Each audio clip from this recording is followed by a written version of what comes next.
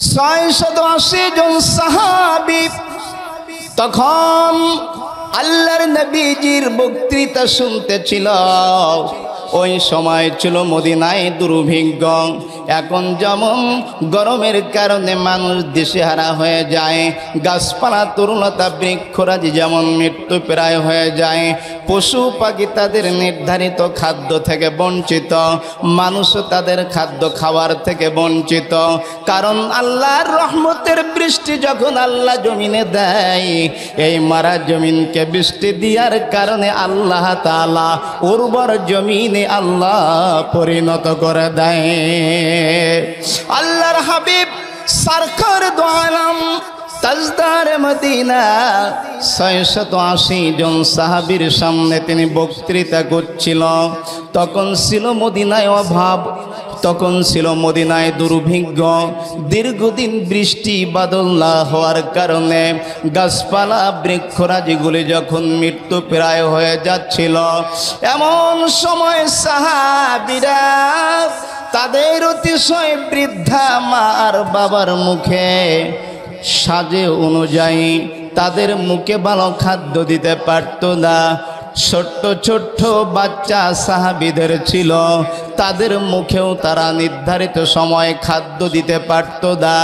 দুগ্ধপ্রসব বাচ্চাদেরকেও মারা তাদের দুগ্ধ দিতে পারতেছিল না, কারণ মায়ের স্তনে দুগ্ধগুলো তখন শুকিয়ে যাচ্ছিল। ওই সময় ছিল গোটা মদিনায় খরা দুর্ভিক্ষ। এমন সময় মদিনার মসজিদে খবর এসে গেল, কে যেন এসে বলল, মদিনাবাসীরা কে আছো তোমরা, বলো না। তোমরা তো জানো গোটা মদিনায় মক্কায় দুর্ভিক্ষ দেখা দিয়েছে। কোনো বাড়িতে খাদ্য মজুদ নাই, কোনো বাড়িতে মজুদ নাই, স্টক নাই। এখন বাইরের দেশ থেকে কিছু খাদ্য এসেছে, তোমরা যদি তোমাদের প্রয়োজনীয় সামান মাল খাদ্যগুলো নিতে চাও তাহলে তোমরা চলে এসো। এই বক্তৃতা, এই ভাষণ, এই মেসেজ শোনার সাথে সাথে আল্লাহর নবীর সম্মুখ থেকে মসজিদে নববী থেকে 680 জন সাহাবীর মধ্য থেকে সাময়িক খাদ্য নেওয়ার জন্য 10 জন সাহাবী ছাড়া 670 জন সাহাবী চলে গেল। এখন মুসলমান জানতে চাই, নবীজির সামনে আর খুতবা শুনছিল কয়জন? জোরে বলেন, হাত উঁচু করে কয়জন? আগে আলোচনা বুঝতে হবে, কয়জন? এই 10 জন সাহাবী যখন ছিল, আল্লাহর হাবিব জগতের শ্রেষ্ঠ মহামানব রাসূলুল্লাহ আমার ডাক দিয়ে বলে, আমার প্রাণপ্রিয় সাহাবীরা রে, 680 জন সাহাবীর সামনে আমি বক্তৃতা দিচ্ছিলাম, আমি খুতবা দিচ্ছিলাম। 670 জন সাহাবী সাময়িকের জন্য তারা চলে গেল।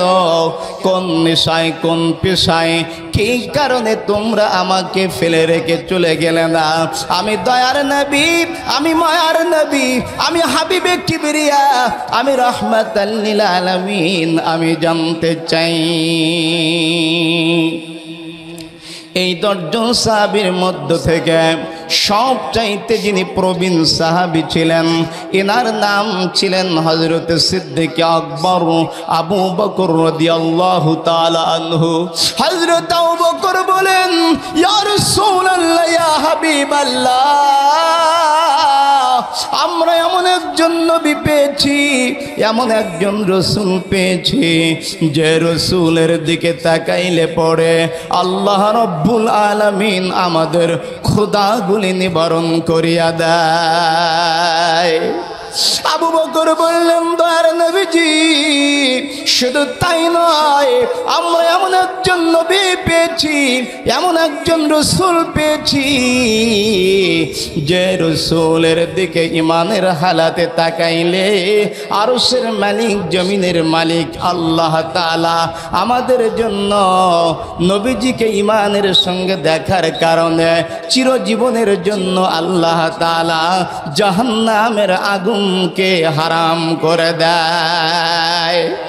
আবু বকর বললেন, দয়ার নবী, ও মায়ার নবী, এই মদিনাকে ঘিরে রেখেছেন যে উহুদ পাহাড়, যে উহুদ পাহাড়টা মদিনাকে ঘিরে রেখেছে প্রায় 6 কিলোমিটার লম্বা হবে। যারা হজ করতে গিয়েছেন, উমরা করতে গিয়েছেন, তারাই আপনারা দেখেছেন প্রায় 6 কিলোমিটার লম্বা হবে উহুদ পাহাড়টা। হযরত আবু বকর বলেন, দয়ার নবী, ও মায়ার নবী, আমরা যে 10 জন নিবেদিত প্রাণ সাহাবী, আমরা আপনার খেদমতে বসে রয়েছি। আমাদের প্রত্যেকের আমলনামায় যদি উহুদ পাহাড় পরিমাণ স্বর্ণ আমাদের আমলনামায় লিখে দেওয়া হয়, অথবা উহুদ পাহাড় পরিমাণ স্বর্ণ যদি আমাদের প্রত্যেকের যদি অ্যাকাউন্টে দেওয়া হয়, আল্লাহর কসম করে বলি, আল্লাহর দোহাই দিয়ে বলি, আল্লাহর হাবিবকে, আখিরি জামানার নবীকে, নূর নবীকে, মায়ার নবীকে, দয়ার নবীকে, জগতের শ্রেষ্ঠ মহামানবকে আমরা রেখে খাদ্যের জন্য বাইরে যেতাম না। একবার জোরে জোরে বলা যাবে কি সুবহানাল্লাহ? আল্লাহর হাবিবের কথাটা বড় পছন্দ হয়ে গেল, বড় নবীজির কথাটা বড় পছন্দনীয় হয়ে গেল। আল্লাহর হাবিব আল্লাহকে ডাক দিয়ে বললেন, আল্লাহ, এই 10 জন নিবেদিত প্রাণ সাহাবী আমাকে ফেলে রেখে চলে গেল না, আমার জন্য আজকের তারা বসে রয়েছে। এই 10 জন সাহাবীর জন্য, এমন এক পরলৌকিক জিন্দেগির জন্য তোমার কাছে আমি দোয়া করব, যে দোয়াটা আল্লাহ তোমাকে কবুল করতে হবে। পৃথিবীর সর্বশ্রেষ্ঠ মনোবিজ্ঞানী, জগতের শ্রেষ্ঠ মহামানব, আখিরি জামানার নবী, নূর নবী আমার, মায়ার নবী আমার, ডাক দিয়ে বলেন, আল্লাহ, এই 10 জন সাহাবীর জন্য যদি আজকের মদিনায় খেজুর বাগানের জন্য তোমার কাছে অ্যাপ্লিকেশন করি, দরখাস্ত করি, আরশের মালিক, জমিনের মালিক, জানি তুমি সেটা কবুল করবে। এই মক্কা মদিনায় যদি তাদের জন্য উটের আস্তানা মালিক হওয়ার জন্য বলি, জানি তো আল্লাহ সেটা তুমি কবুল করবে। কিন্তু আল্লাহ, মৃত্যুবরণের পরে কুল্লু নাফসিন যায়কাতুল মাউত, মৌতের পরে দুনিয়ার সম্পদ দুনিয়ায় থেকে যাবে, দুনিয়ায় রেখে যেতে হবে। এই জন্য দুনিয়াবি কোনো সম্পদের জন্য নয়, আখিরাতের জিন্দেগির জন্য ওখানে আমি বন্ধ ব্যবস্থা করে দিতে চাই। আল্লাহ সেই দোয়াটা কবুল করতে হবে।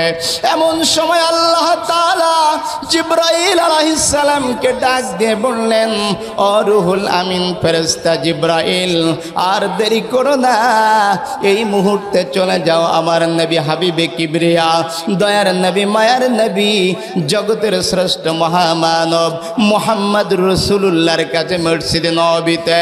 আমার নবী এই 10 জন সাহাবীর ব্যাপারে আমার কাছে আজকের যেটা চাইবে, দোয়া করবে, আমার নবীর দোয়া করতে দেরি হবে, কিন্তু আমি আরশের মালিক, জমিনের মালিক, আমি আল্লাহ, আমার কবুল করতে দেরি হবে না। আল্লাহর হাবিব বলেন, আল্লাহ, দুনিয়ার কোন সম্পদের জন্য তোমার কাছে চাই না, আল্লাহ, পরলৌকিক মুক্তির জন্য, জান্নাতে বাড়ি যাওয়ার জন্য আমি বলে, আল্লাহর হাবিব এবার এই 10 জন সাহাবীর জন্য মসজিদ নববীতে 2 হাত উত্তোলন করে, আকাশের দিকে মাথা উত্তোলন করে, মুখ উত্তোলন করে বললেন, আবু বকর ফিল জান্নাতি, ওমর ফিল জান্নাতি, ওসমান ফিল জান্নাতি, আলী ফিল জান্নাতি, তালহা ফিল জান্নাতি, জায়েদ ফিল জান্নাতি, জাররা ফিল জান্নাতি, আব্দুর রহমান ইবনে আবি ওয়াক্কাস জান্নাতি। এমনি ভাবে 10 জন সাহাবীকে আল্লাহর নবী দুনিয়ার পর থেকে জান্নাতের সুসংবাদ দিলেন। একবার জোরে জোরে বলা যাবে কি আল্লাহু আকবার? আর জোরে বলুন আল্লাহু আকবার। ও মুসলমান, তাহলে যে আল্লাহর নবী নবুয়তের ধারা অব্যাহত হয়ে গেছে, শেষ হয়ে গেছে, সমাপ্ত হয়ে গেছে, সেই নবী যে পৃথিবীতে আর আসবে না। সেই নবী বললেন ইন্নামাল উলামা ওয়ারাসাতুল আম্বিয়া, আলেমরা হলো নবীদের ওয়ারিস। সেই নবীজির কথা আজকের আলেমরা বলে, আরে আলেমদের কথায় বিশ্বাস স্থাপন করে যদি আরামের ঘুমকে হারাম করে এই গভীর রাতে আল্লাহর দরবারে আমরা রাত্র জেগে কোরআন শুনি আর বাস্তব জীবনে আমল করি, তাহলে সেই আল্লাহ আমাদের জাহান্নাম থেকে মুক্ত করে আল্লাহর জান্নাতের মেহমান বানাইতে পারে না? পারে না? আরো জোরে বলতে হবে, পারে না? পারে না? তাহলে বিশ্বাস হয় পারে কারা? হাত উঁচু করে দেখান তারা তারা। নারে তাকবীর, নারে তাকবীর। কষ্ট হয়ে গেছে নাকি? 1 ঘন্টা তো আলোচনা করার কথা, কিন্তু আধা ঘন্টা হয়ে গেছে। এখন কি আধা ঘন্টা চলবে ইনশাআল্লাহ? এখনো তো আমি আমার আলোচনা যেতে পারি, চলবে ইনশাআল্লাহ? কারা কারা চলবে একটু হাত উঁচু করে দেখান তো। আলহামদুলিল্লাহ, বুঝবেন তো ইনশাআল্লাহ।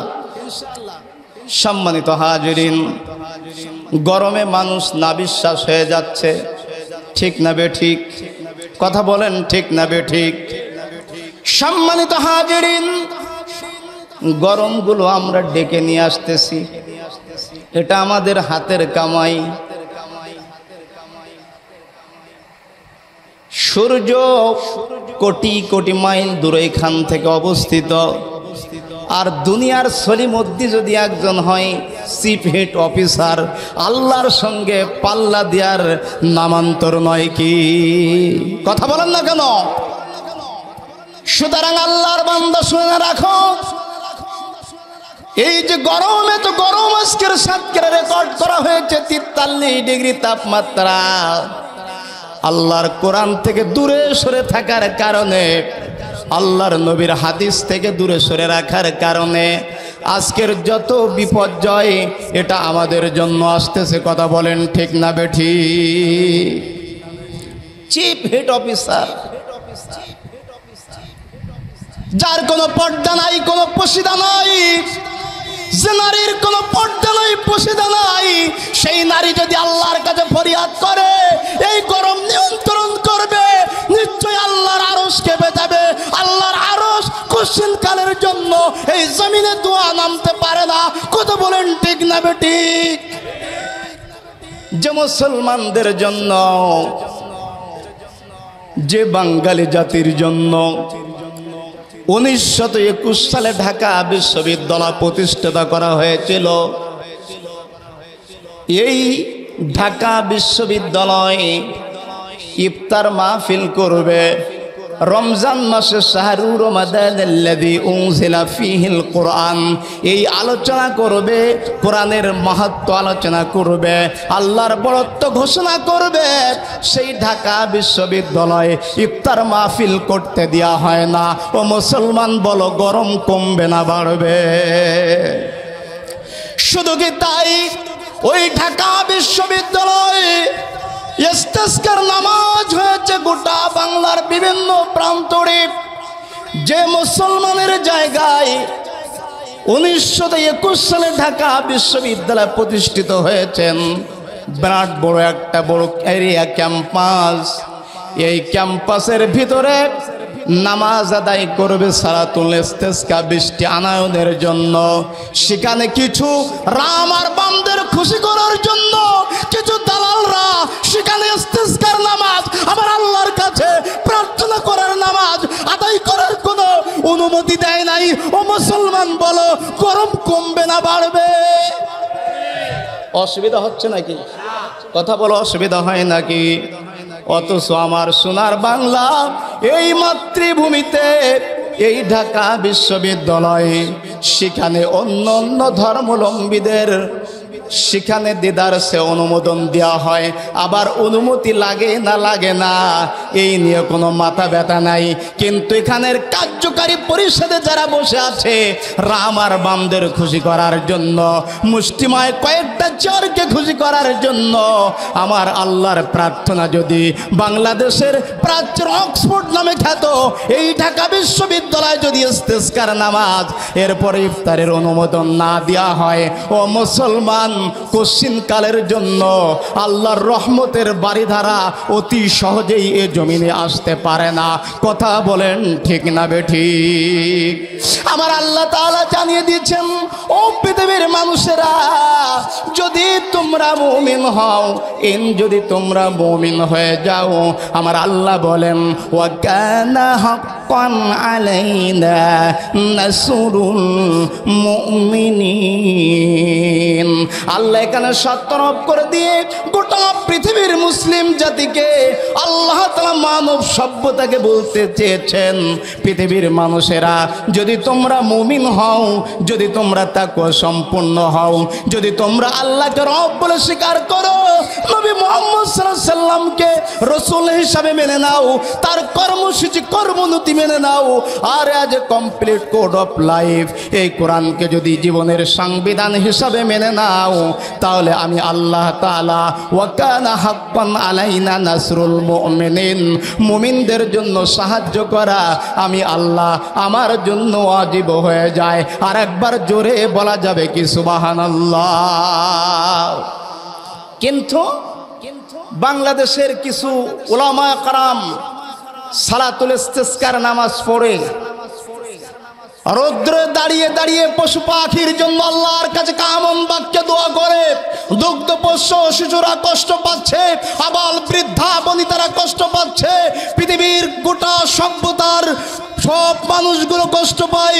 সুতরাং ৫৬,০০০ বাংলাদেশের এই জনপদের মানুষগুলো কষ্ট পায়। উলামায়ে কেরাম তারা সালাতুল ইস্তিসকার নামাজ পড়ে, আর কিছু হাইব্রিড বেঈমান এই নিয়ে তারা বিভিন্ন ফেসবুকে লেখালেখি করে। এমন হাইব্রিড বেঈমান এই জমিনে আছে না নাই? ও মুসলমান, জোরে বলতে হবে আছে না নাই? সুতরাং আমি বলবো, মুসা আলাইহিস সালামের জামানায় আপনারা ব্যস্ত হয়ে যাচ্ছেন নাকি? মুসা আলাইহিস সালাম ছিলেন আল্লাহ তাআলার একজন জালিলুল কদর পয়গম্বর, যার পরে আল্লাহ তাআলা হেদায়েতের আকর গ্রন্থ বিশ্বনবী মুহাম্মদ সাল্লাল্লাহু আলাইহি সাল্লাম পৃথিবীতে আসার আগে যে ৩টি গ্রন্থ তাওরাত, জবুর, ইনজিল আল্লাহ নাজিল করেছেন, সেই মুসা আলাইহিস সালামের প্রতি আল্লাহ তাআলা যে কিতাব নাজিল করেছেন, এই কিতাবটার নাম ছিল তাওরাত কিতাব। একবার জোরে বলুন আল্লাহু আকবার। মুসা আলাইহিস সালামের জামানায় দীর্ঘদিন এরকম বৃষ্টি বন্ধ ছিল। এখন বৃষ্টি না হওয়ার কারণে মানুষগুলো দিশেহারা হয়ে যাচ্ছে, প্রাণীগুলি তাদের এই কষ্ট বেড়ে যাচ্ছে, শ্বাস প্রশ্বাস নিঃশ্বাস নিতে কষ্ট হচ্ছে, এমনকি কত মানুষ হিট স্ট্রোকে মারাও যাচ্ছে। কথা বলেন ঠিক না বেঠিক? আমার আল্লাহ তাআলা বলেন, মুসার জামানায় মুসার প্রতি আমি আল্লাহ কিতাব নাজিল করেছিলাম, তাওরাত কিতাব।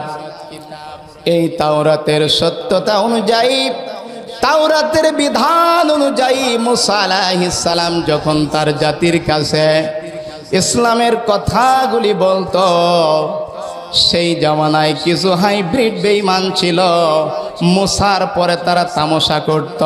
একবার জোরে জোরে বলা যাবে কি নাউজুবিল্লাহ?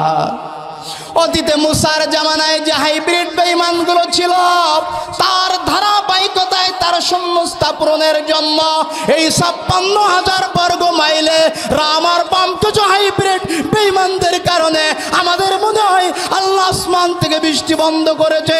কথা বলেন ঠিক না বেঠিক? আল্লাহ রাব্বুল আলামিন কোরআনে কারীমের ভিতরে সূরা আর-রুম, জোরে বলেন কোন সূরা? সূরা আর-রুমের ৪১ নম্বর আয়াতে আল্লাহ রাব্বুল আলামিন বলেন, বিমা কাসাবাত আইদিন নাস। জলে স্থলে, এর আগের টুকু আমি বললাম না, আল্লাহ এখানে পরে বলছেন জলে স্থলে যত বিপর্যয় হয়, যত অশান্তি হয়, যত সিডর আসে, যত আইলা আসে, যত নারকেল ঝড় হয়, যত বেলকের ঝড় হয়, যত সিডর হয়, যত হারিকেন হয়, যত অষ্টাশি হয়, যত আমপান হয়, যত অনাবৃষ্টি, যত খরা, যত রোদ, যত তাপদা, যত টেম্পারেচার, সব হচ্ছে বিমা কাসাবাত আইদিন নাস, আমাদের দুই হাতের কামাই। জোরে বলেন ঠিক না বেঠিক? বিমা কাসাবাত আইদিন নাস জাহারাল ফাসাদু, যে বিপর্যয় সব আপনার আমার হাতের কামাই, এটা আমার আল্লাহকে দোষারোপ করলে চলবে না। কথা বলেন ঠিক না বেঠিক? এখন আসুন এ প্রসঙ্গে, আল্লাহর পয়গম্বর মুসা আলাইহিস সালামের জামানায় দীর্ঘদিন এরকম বৃষ্টি হতো না। বৃষ্টি না হওয়ার কারণে মানুষ সব অতিষ্ঠ হয়ে গেল, মানুষের জীবনের স্বাভাবিক গতির পরিবর্তন হয়ে গেল। জমিনে বৃষ্টি না হওয়ার কারণে গাছপালা বৃক্ষরাজি সব কিছু মৃত্যু প্রায় হয়ে গেল। দুগ্ধ পোষ্য সন্তানগুলি কষ্ট পেতে লাগলো, অসহায় আবাল বৃদ্ধা বনিতা কষ্ট পেতে লাগলো। সকলে এক বাক্যে এক হয়ে জামানার পয়গম্বর মুসা আলাইহিস সালামের কাছে যেয়ে বললেন, ও জামানার পয়গম্বর, ও জামানার পয়গম্বর মুসা কালিমুল্লাহ, আপনি তো এই জামানার নবী, আবার এই জামানার রাসূল। আল্লাহ তাআলা আপনাকে তাওরাত কিতাব নাজিল করে আপনাকে সম্মানিত করেছেন। আপনি যদি আরশের মালিক, জমিনের মালিক, আমার আল্লাহর কাছে একটু দোয়া করতেন, আমার মনে হয় আল্লাহ তাআলা এই মরা জমিনকে আল্লাহ বৃষ্টি দিয়ে জিন্দা জমিনে পরিণত করে দেওয়ার পরে সমস্ত মানুষ সহ প্রাণী জগৎ তাদের স্বাভাবিক জীবনযাত্রায় ফিরতে পারত। পয়গম্বরদের কাছে, আল্লাহর নবীদের কাছে, আল্লাহর নবীদের কাছে আল্লাহর ওহী নাজিল হয়ে যায়। উম্মতের কথাগুলি নবীরা খুব গুরুত্বের সঙ্গে দেখে, জানে, আল্লাহর সঙ্গে শেয়ার করে। জামানার পয়গম্বর মানুষদেরকে বললেন, শোনো, তোমরা অমুক দিন একত্রিত হও, সকলে একত্রিত হও, আর ওই দিন তোমরা থাকবে, আর আমি মুসা আমার ইমামতিতে আমি আল্লাহর কাছে চাইয়া আসমান থেকে রহমতের বৃষ্টি আমরা নিয়ে এই মারা জমিনকে আল্লাহর কাছ থেকে আমরা বৃষ্টি দিয়ে জিন্দা জমিনে আমরা পরিণত করব। আমরা আল্লাহর কাছে প্রাণ খুলে দোয়া করব। নির্ধারিত দিনে সকলে যখন চলে আসলো, হযরত আল্লাহর পয়গম্বর মুসা আল্লাহর কাছে দোয়া করলেন, আরশের মালিক, জমিনের মালিক, তুমি আমাকে নবী বানিয়েছ, আবার আমাকে কিতাব দিয়ে সম্মানিত করেছ। এই জাতির মানুষগুলো সব আমার, এরা আমাকে ভালোবাসে, আমি ওদেরকে ভালোবাসি, ওরা কষ্ট পায়। আর এই জামানার পয়গম্বর থাকার কারণে, নবী থাকার কারণে আমার উম্মতেরা, এই জাতির মানুষেরা যদি কষ্ট পেয়ে যায়, আল্লাহ এটা তো আমি দেখতে পারবো না, এটা আমি বরদাস্ত করতে পারবো না। আল্লাহ আকাশ থেকে তোমার রহমতের বৃষ্টি দিয়ে এই জমিনটাকে তুমি শান্ত জমিনে পরিণত করে দাও। আল্লাহর পয়গম্বর আল্লাহর কাছে দোয়া করলেন। আল্লাহ রুহুল আমিন ফেরেশতা জিবরাইলকে ডাক দিয়ে বললেন, জিবরাইল, আর দেরি করো না, এই মুহূর্তে আমার মুসা নবীর কাছে যে বলো, এই যে জামানার ভিতরে, এই মজলিসের ভিতরে এমন এক হাইব্রিড বেঈমান রয়েছে, যে বেঈমান এক নয়, দুই নয়, একাধারে আমার কাছে, আমার সাথে 40টা বছর নাফরমানি করেছে। জোরে বলেন কত বছর? হাত উঁচু করে বলেন কত বছর? 40টা বছর নাফরমানি করেছে। আমি আল্লাহ রাগি না, আমি আল্লাহ তেজি না, আমি আল্লাহ ছাড় দেই কিন্তু ছেড়ে দেই না। যখন এই নাফরমানির মাত্রা বেড়ে গেল, আমি আল্লাহ এই জাতিকে সাইজ করার জন্য আমি আল্লাহ আসমান থেকে বৃষ্টি বন্ধ করে দিলাম। কিন্তু মুসা তুমি পয়গম্বর, তোমার দোয়া আমি বৃথা দিতে পারি না। তোমার যে সাহাবীরা আছে তাদের হাত আমি আল্লাহ ফিরাই দিতে পারি না। কিন্তু তোমার সাথে, তোমার সাহাবীদের সাথে যে হাইব্রিড বেঈমানগুলো আছে, ওরা যদি এখন এর ভিতরে থাকাকালীন সময়ে আমি কিন্তু আসমান থেকে বৃষ্টি দিব না, আমি আসমান থেকে বৃষ্টি দিব না। খারাপ লাগতেছে আপনাদের? আমি কিন্তু আসমান থেকে বৃষ্টি দিব না। ও মুসা, তুমি তাকে এই মজলিস থেকে, ময়দান থেকে, মাঠ থেকে দূর হয়ে যেতে বলো, তাকে বাইর হয়ে যেতে বলো, তাকে তাড়িয়ে দাও, তাকে ধিক্কার দাও, জোরে আওয়াজ দিয়ে তুমি তাকে বাইর হতে বলো। এরপর যখন সে চলে যাবে, আমি আল্লাহ আমার আসমান থেকে রহমতের বৃষ্টি দিয়া আমি আল্লাহ এই জমিনটিকে আমি আল্লাহ সুস্থ জমিনে পরিণত করে দিব। ওই হাইব্রিড বেঈমান চিন্তা করলেন, আল্লাহ আমি তোমার 40টা বছর ধরে নাফরমানি করেছি, তোমার সঙ্গে আমি শিরিক করেছি, তোমার পয়গম্বর মুসাকে আমি গালিগালাজ করেছি, মুসার সাথী যারা আছে, তাওরাতের অনুসারী যারা আছে তাদেরকে গালিগালাজ করেছি, তাদেরকে নীল দরিয়ায় ডুবিয়ে মারার জন্য, লোহিত সাগরে ডুবিয়ে মারার জন্য আমি হাইব্রিড বেঈমান আমি পদক্ষেপ গ্রহণ করেছি। ও আল্লাহর গোলামেরা, সেই মুসার জামানায় যদি মুসার সাথীদেরকে, মুসার সাহাবীদেরকে লোহিত সাগরে ডুবিয়ে মারে, আজকের এক শ্রেণীর হাইব্রিড বেঈমান এই দুনিয়ায় উলামা কেরামদেরকে কষ্ট দিয়ে জেলের ভিতরে মারে, এমন নজির পৃথিবীতে আছে না নাই? মুসলমান জোরে বলতে হবে, আছে না নাই?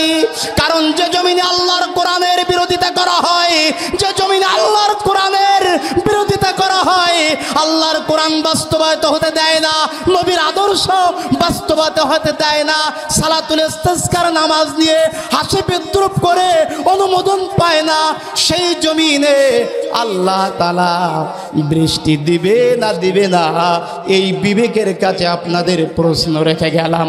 মুসলমান, বিবেক দিয়ে চিন্তা করো। খারাপ লাগতেছে? সম্মানিত আল্লাহর গোলামেরা, এবার ওই 40 বছর যিনি নাফরমানি করেছিল, ও বললেন আরশের মালিক, জমিনের মালিক আল্লাহ, 40টা বছর ধরে নাফরমানি করেছি ঠিকই, কিন্তু যদি এখন তোমার পয়গম্বর মুসা তার বড় আওয়াজ দিয়া আমাকে বাহির হওয়ার জন্য ধিক্কার দিয়েছে, আমার কর্ণকুরের ভিতরে কানের পর্দাটা যেন ফেটে যাচ্ছে।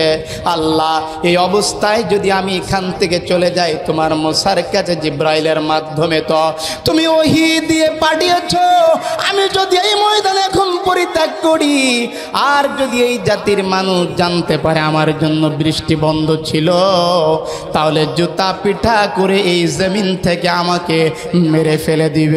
জোরে বলেন, কথা ঠিক না বেঠি? তবে আল্লাহ, শুনেছি তাওবার দরজা খোলা রয়েছে, তুমি না রহমানুর রহিম, তুমি না গফুরুর রহিম, তোমার নাম সত্তার, তোমার নাম জব্বার, আবার তোমার নাম তো আল্লাহ কাহার। আল্লাহ, এই ময়দানে তোমার কাছে কায়মন বাক্যে আমি আজকের দোয়া করি, আল্লাহ 40টা বছর ধরে আমি তোমার নাফরমানি করলাম, আজকের দিনের জন্য যদি তুমি আমাকে মাফ করে দাও, অব্যাহতি দিয়ে দাও, আমার যদি আল্লাহ তুমি ইজ্জতটা আজকে রক্ষা করো, আমি এখন তওবা করতেছি আল্লাহ, বাকি জীবনে কোনোদিন তোমার সঙ্গে নাফরমানি করব না। মুসার কালিমার পর ঈমান এনে আল্লাহ সারাটা জীবন তোমার দাসত্ব আর গোলামি করে আমার জীবনটা আমি কাটিয়ে দিব। মানুষ চিন্তা করছে কি ব্যাপার, আল্লাহর পয়গম্বর মুসা আলাইহিস সালাম দোয়া করলেন, তার সাহাবীরা রয়েছেন, তাদের দোয়া কি আল্লাহ কবুল করছে না? মুসা আল্লাহর কাছে অ্যাপ্লিকেশন করছে। এমন সময় ওই 40 বছরের হাইব্রিড বেঈমান তার জামার বোতামটা খুলিয়া জামার আস্তিনের ভিতরে মাথাটা ঢুকাইয়া মুখটা ঢুকাইয়া আরশের মালিক জমিনের মালিক আমার আল্লাহর কাছে বলে, ও আরশের মালিক জমিনের মালিক আল্লাহ, আল্লাহ তুমি আমাকে মাফ করে দাও। আমার জন্য আজকের এই 40টা বছর আমি তোমার নাফরমানি করার কারণে, দীর্ঘদিন জমিনে বৃষ্টি না হওয়ার কারণে একমাত্র দোষী এবং দায়ী আমি। আল্লাহ তুমি দয়া করে মায়া করে আমাকে মাফ করে দাও। আল্লাহ তুমি রহম করো। যেই না তওবা করতে দেরি গো, অমনি করে আল্লাহ তার রহমতের বাড়ি ধারা আসমান থেকে জমিনের পরে বাড়ি ধারা দিয়ে দিলেন। একবার জোরে জোরে বলা যাবে কি সুবহানাল্লাহ। মুসা আলাইহিস সালাম বললেন, আল্লাহ তুমি না 40 বছর তোমার সঙ্গে যে নাফরমানি করেছে ওকে তুমি চলে যেতে বলেছ, কিন্তু তো আল্লাহ গেল না। তুমি আমার কাছে ওই পাঠাইলে ও না যাওয়া পর্যন্ত বৃষ্টি দিবা না, কিন্তু আল্লাহ সেই মানুষ তো এই ময়দান থেকে কেউ গেল না। কেন গো মালিক তুমি আজকের কিভাবে আবার বৃষ্টি দিলা? মুসা আলাইহিস সালাম বললেন, আল্লাহ আমি জানতে চাই। আল্লাহ বলেন, মুসা যার কারণে দীর্ঘ বছর আমি এই জমিনে বৃষ্টি বন্ধ রেখেছিলাম, সে আজকের আমার কাছে তওবা করার কারণে আমি আল্লাহ তার তওবাটা কবুল করে নিয়া এই জমিনে আমি রহমতের বৃষ্টি দিয়ে দিয়েছি। একবার জোরে বলা যাবে কি সুবহানাল্লাহ। তাহলে মুসলমান শুনে নাও, বৃষ্টি যদি এই জমিনে আনতে হয়, সরকারি দলের লোক যদি জনগণকে ভালোবাসে, বিরোধী দলের লোক যদি জনগণকে ভালোবাসে, আপাম জনতা বাংলাদেশের সুজলা সুফলা 56,000 বর্গ মাইল যদি ফসলে ফলাদিতে ভরপুর করে দিতে চাও, বাংলাদেশের সকল ক্যাবিনেট মন্ত্রী এবং দায়িত্বশীল পর্যায়ে সরকারি এবং বিরোধী দল সবাই একই ময়দানে এসে আল্লাহর কাছে যদি তওবা করে ফিরে এসে আল্লাহর কাছে চাও, আমার মনে হয় আল্লাহ আমাদের তওবা ফেরাইতে পারবে না। কথা বলেন ঠিক না বেঠিক? কারণ কিছু ওলামা কেরাম দোয়া করবে আর কেউ এ নিয়ে হাসি তামাশা করবে। আল্লাহ কি বৃষ্টি দিবে? কথা বলেন না, বৃষ্টি দিবে?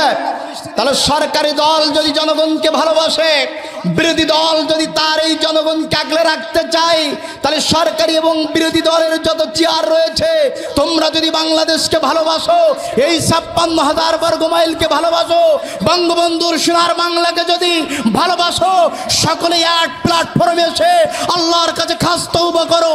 আল্লাহ তাআলা বান্দার তওবা আল্লাহ কখনো বৃথা দেয় না।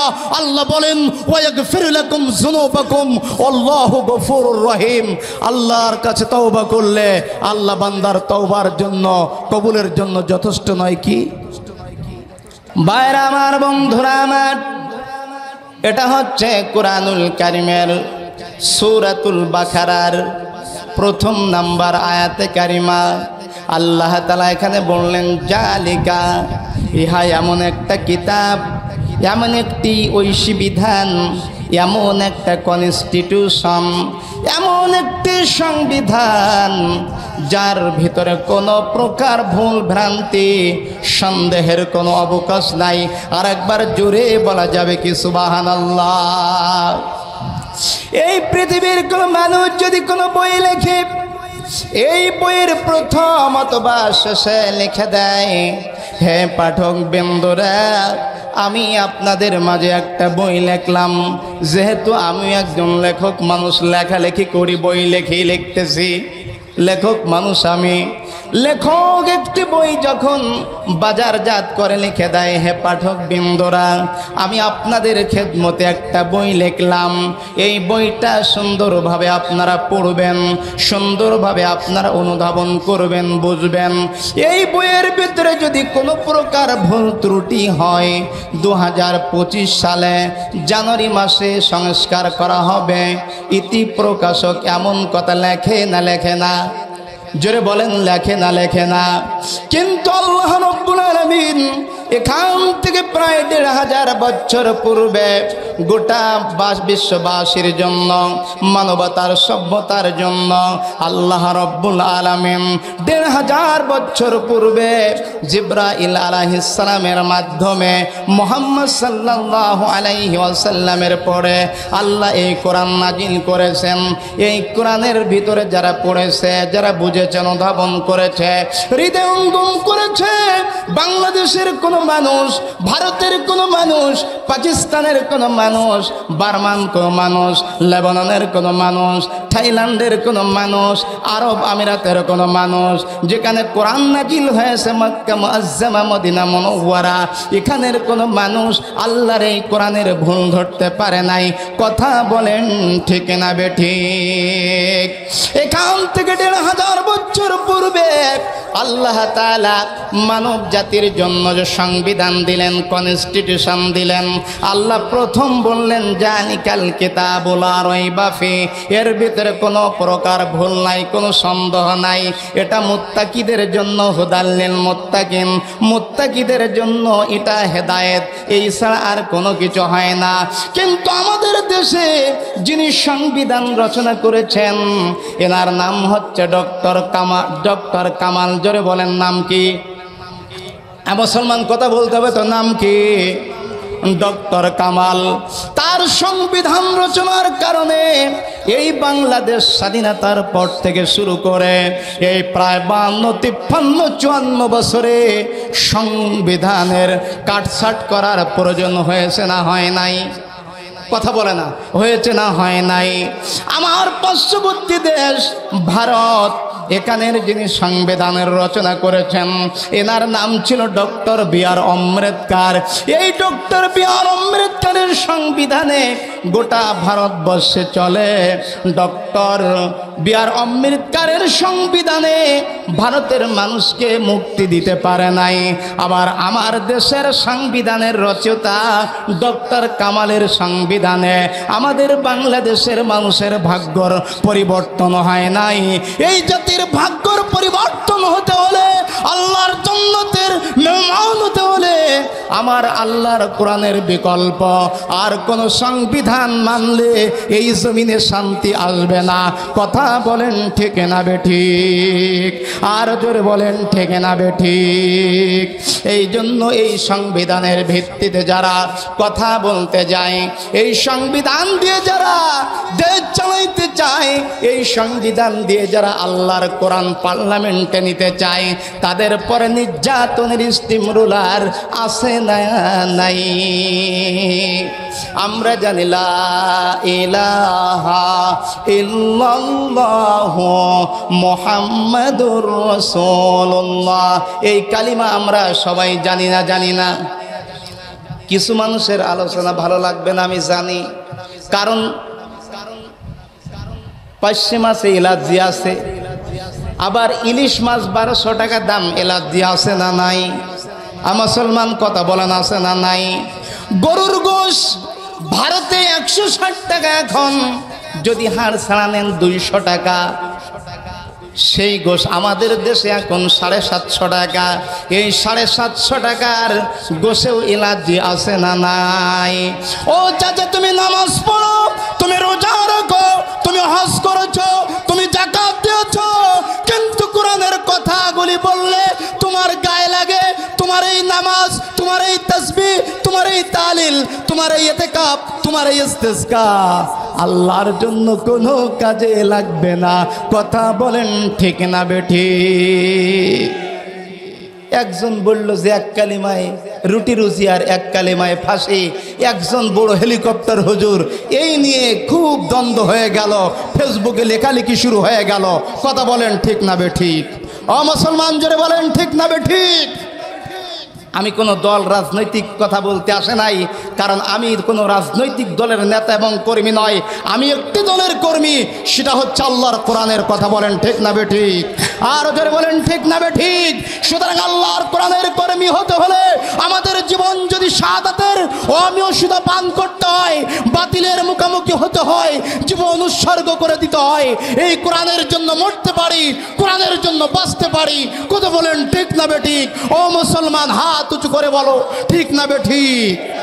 সুতরাং যতদিন পর্যন্ত পূর্ব দিগন্ত থেকে সূর্য দিতে হবে আর পশ্চিম আকাশে সূর্য অস্তমিত যাবে, আল্লাহর কসম কোরআনের পক্ষে আছি, কোরআনের পক্ষে ছিলাম এবং আমৃত্যু কোরআনের পক্ষে থাকবো ইনশাআল্লাহ। কারা কারা হাত উঁচু করে দেখান? তারা তারা নারায়ে তাকবীর, নারায়ে তাকবীর।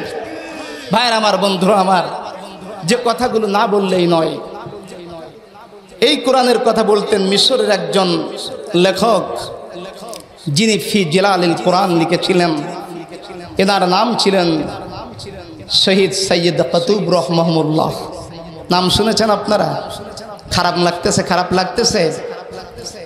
আল্লাহর এই কোরআন মঞ্জিলে মকসদে পৌঁছে দেওয়ার লক্ষ্যে এই কোরআনকে যখন তিনি গোটা মিশরের ভিতরে মানুষের দ্বার প্রান্তে পৌঁছে দিবেন, পার্লামেন্টে পৌঁছে দিবেন, সেখানে মিশরের জালিম আল্লাহর এই কোরআনকে বাস্তবায়িত হতে দিল না, তাকে জেলখানার ভিতরে রেখে দিল। ফাঁসির রায় শোনানো হলো। অবশেষে যখন মসজিদের নির্ধারিত ইমাম তাকে কালিমা পড়তে বলেছেন, কালিমা পড়তে গিয়েছেন, শহীদ কুতুবকে সালাম দিয়ে বললেন, হুজুর আপনাকে 1 ঘন্টা পরে ফাঁসি হবে, আপনি কালিমা পড়ুন। কালিমা পড়ার জন্য আমি আপনার কাছে এসেছি। শহীদ আল্লামা সৈয়দ কুতুব বলেন, ও ইমাম সাহেব, কি কালিমা তুমি আমাকে পড়াইবা? শহীদ কুতুব যখন এই প্রশ্ন করলেন, বললেন, আমি আপনাকে পড়াবো কালিমা তাইয়্যিবা লা ইলাহা ইল্লাল্লাহু মুহাম্মাদুর রাসূলুল্লাহ।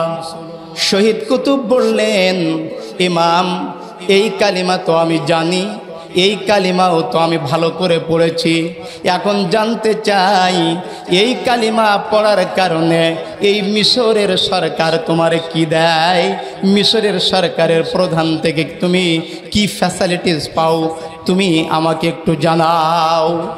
ইমাম বললেন, হুজুর এই কালিমা পড়ার কারণে প্রতি মাসে মিশরের সরকার আমাকে বেতন দিয়ে দেয়, আমার সন্তানের লেখাপড়ার দায়িত্ব নিয়ে নেয়, আমার রুটি রুজির ব্যবস্থা এখান থেকে হয়ে যায়, আমার চিকিৎসা বস্ত্র বাসস্থানের ব্যবস্থা সব কিছু আমার এখান থেকে হয়ে যায়।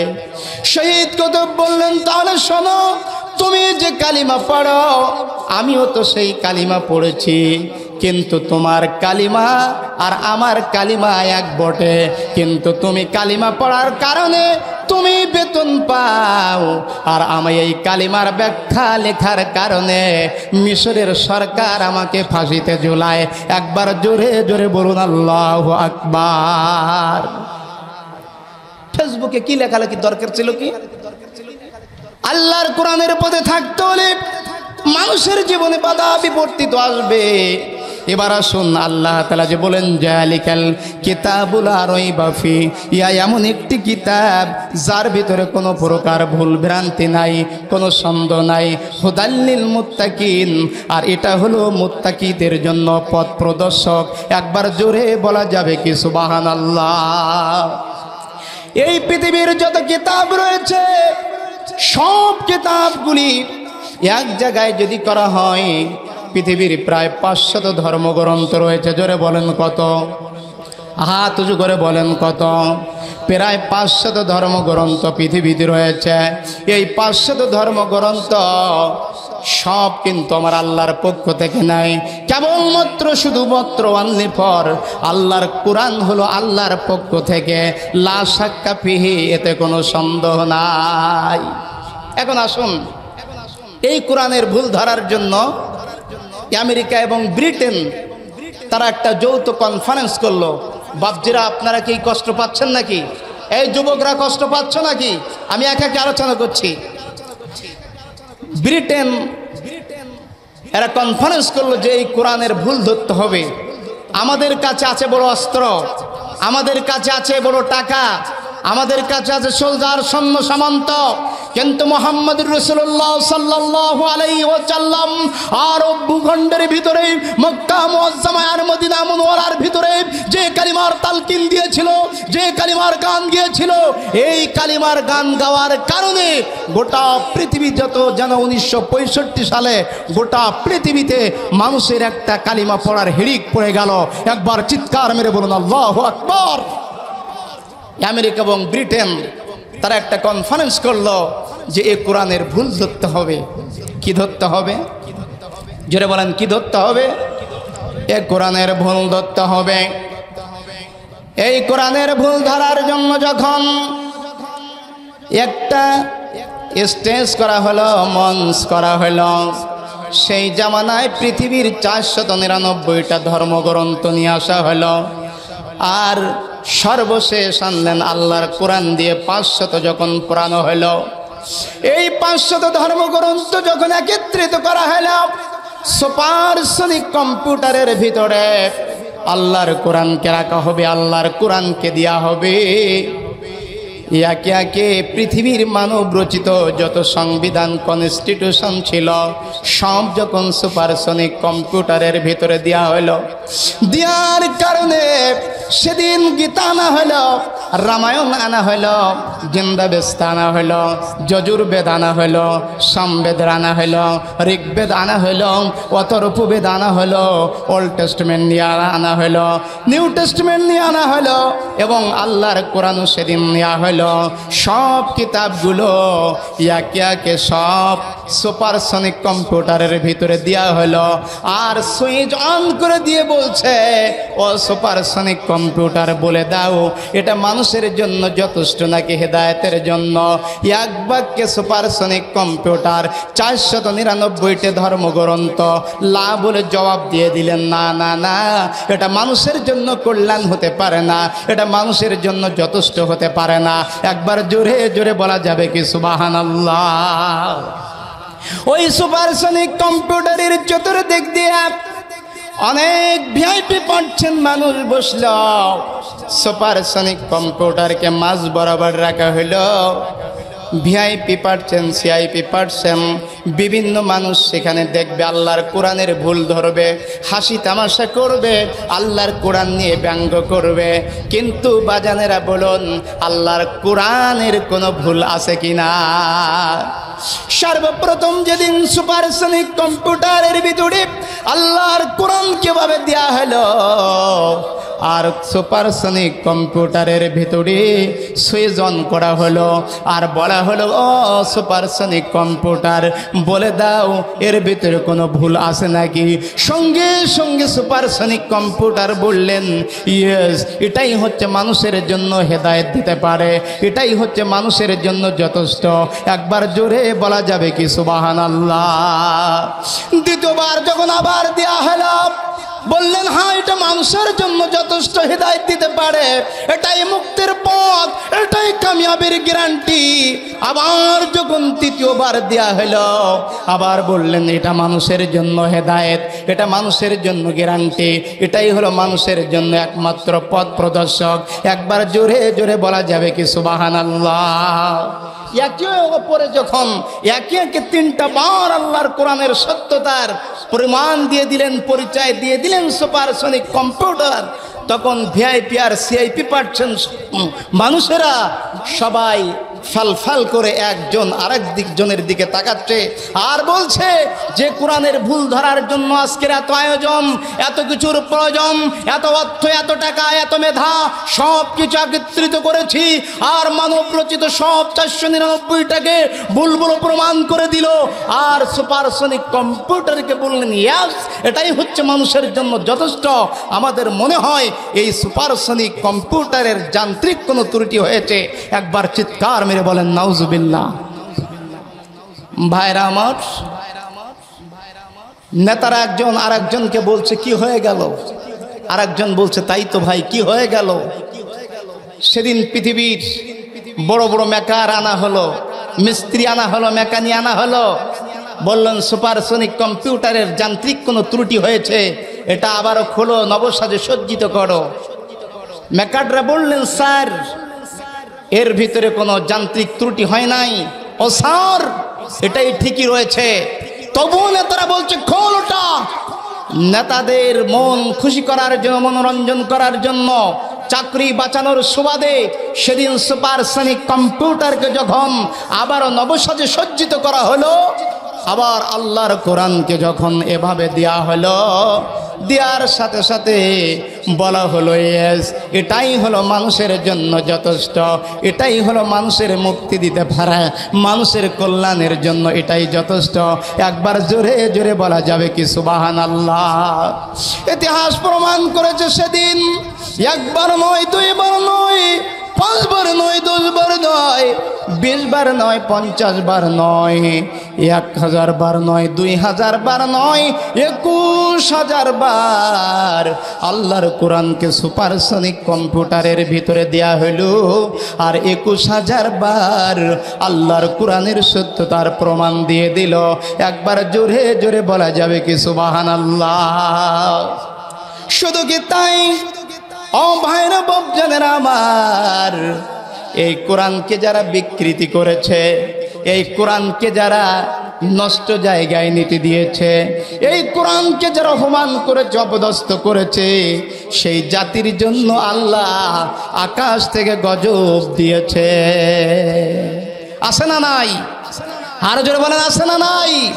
এখনো যদি এই বাংলাদেশের 56,000 বর্গ মাইল এখানের মানুষ ফজরের আজান শুনে ঘুম থেকে উঠে মসজিদে আযানুল মুয়াজ্জিনু লিসসালাতিল ফজরি, ফজরের নামাজের জন্য আজান দিয়ে দেয়, এখানের বাংলাদেশের তাওহীদি জনতা তারা সালাতে নামাজ আদায় করে আসে, তো নামাজ আদায় করে ফজরের, আবার যখন ইশারের আজান হয় এই ইশারের নামাজ পড়ে ঘুমায়। কথা বলেন ঠিক না বে ঠিক?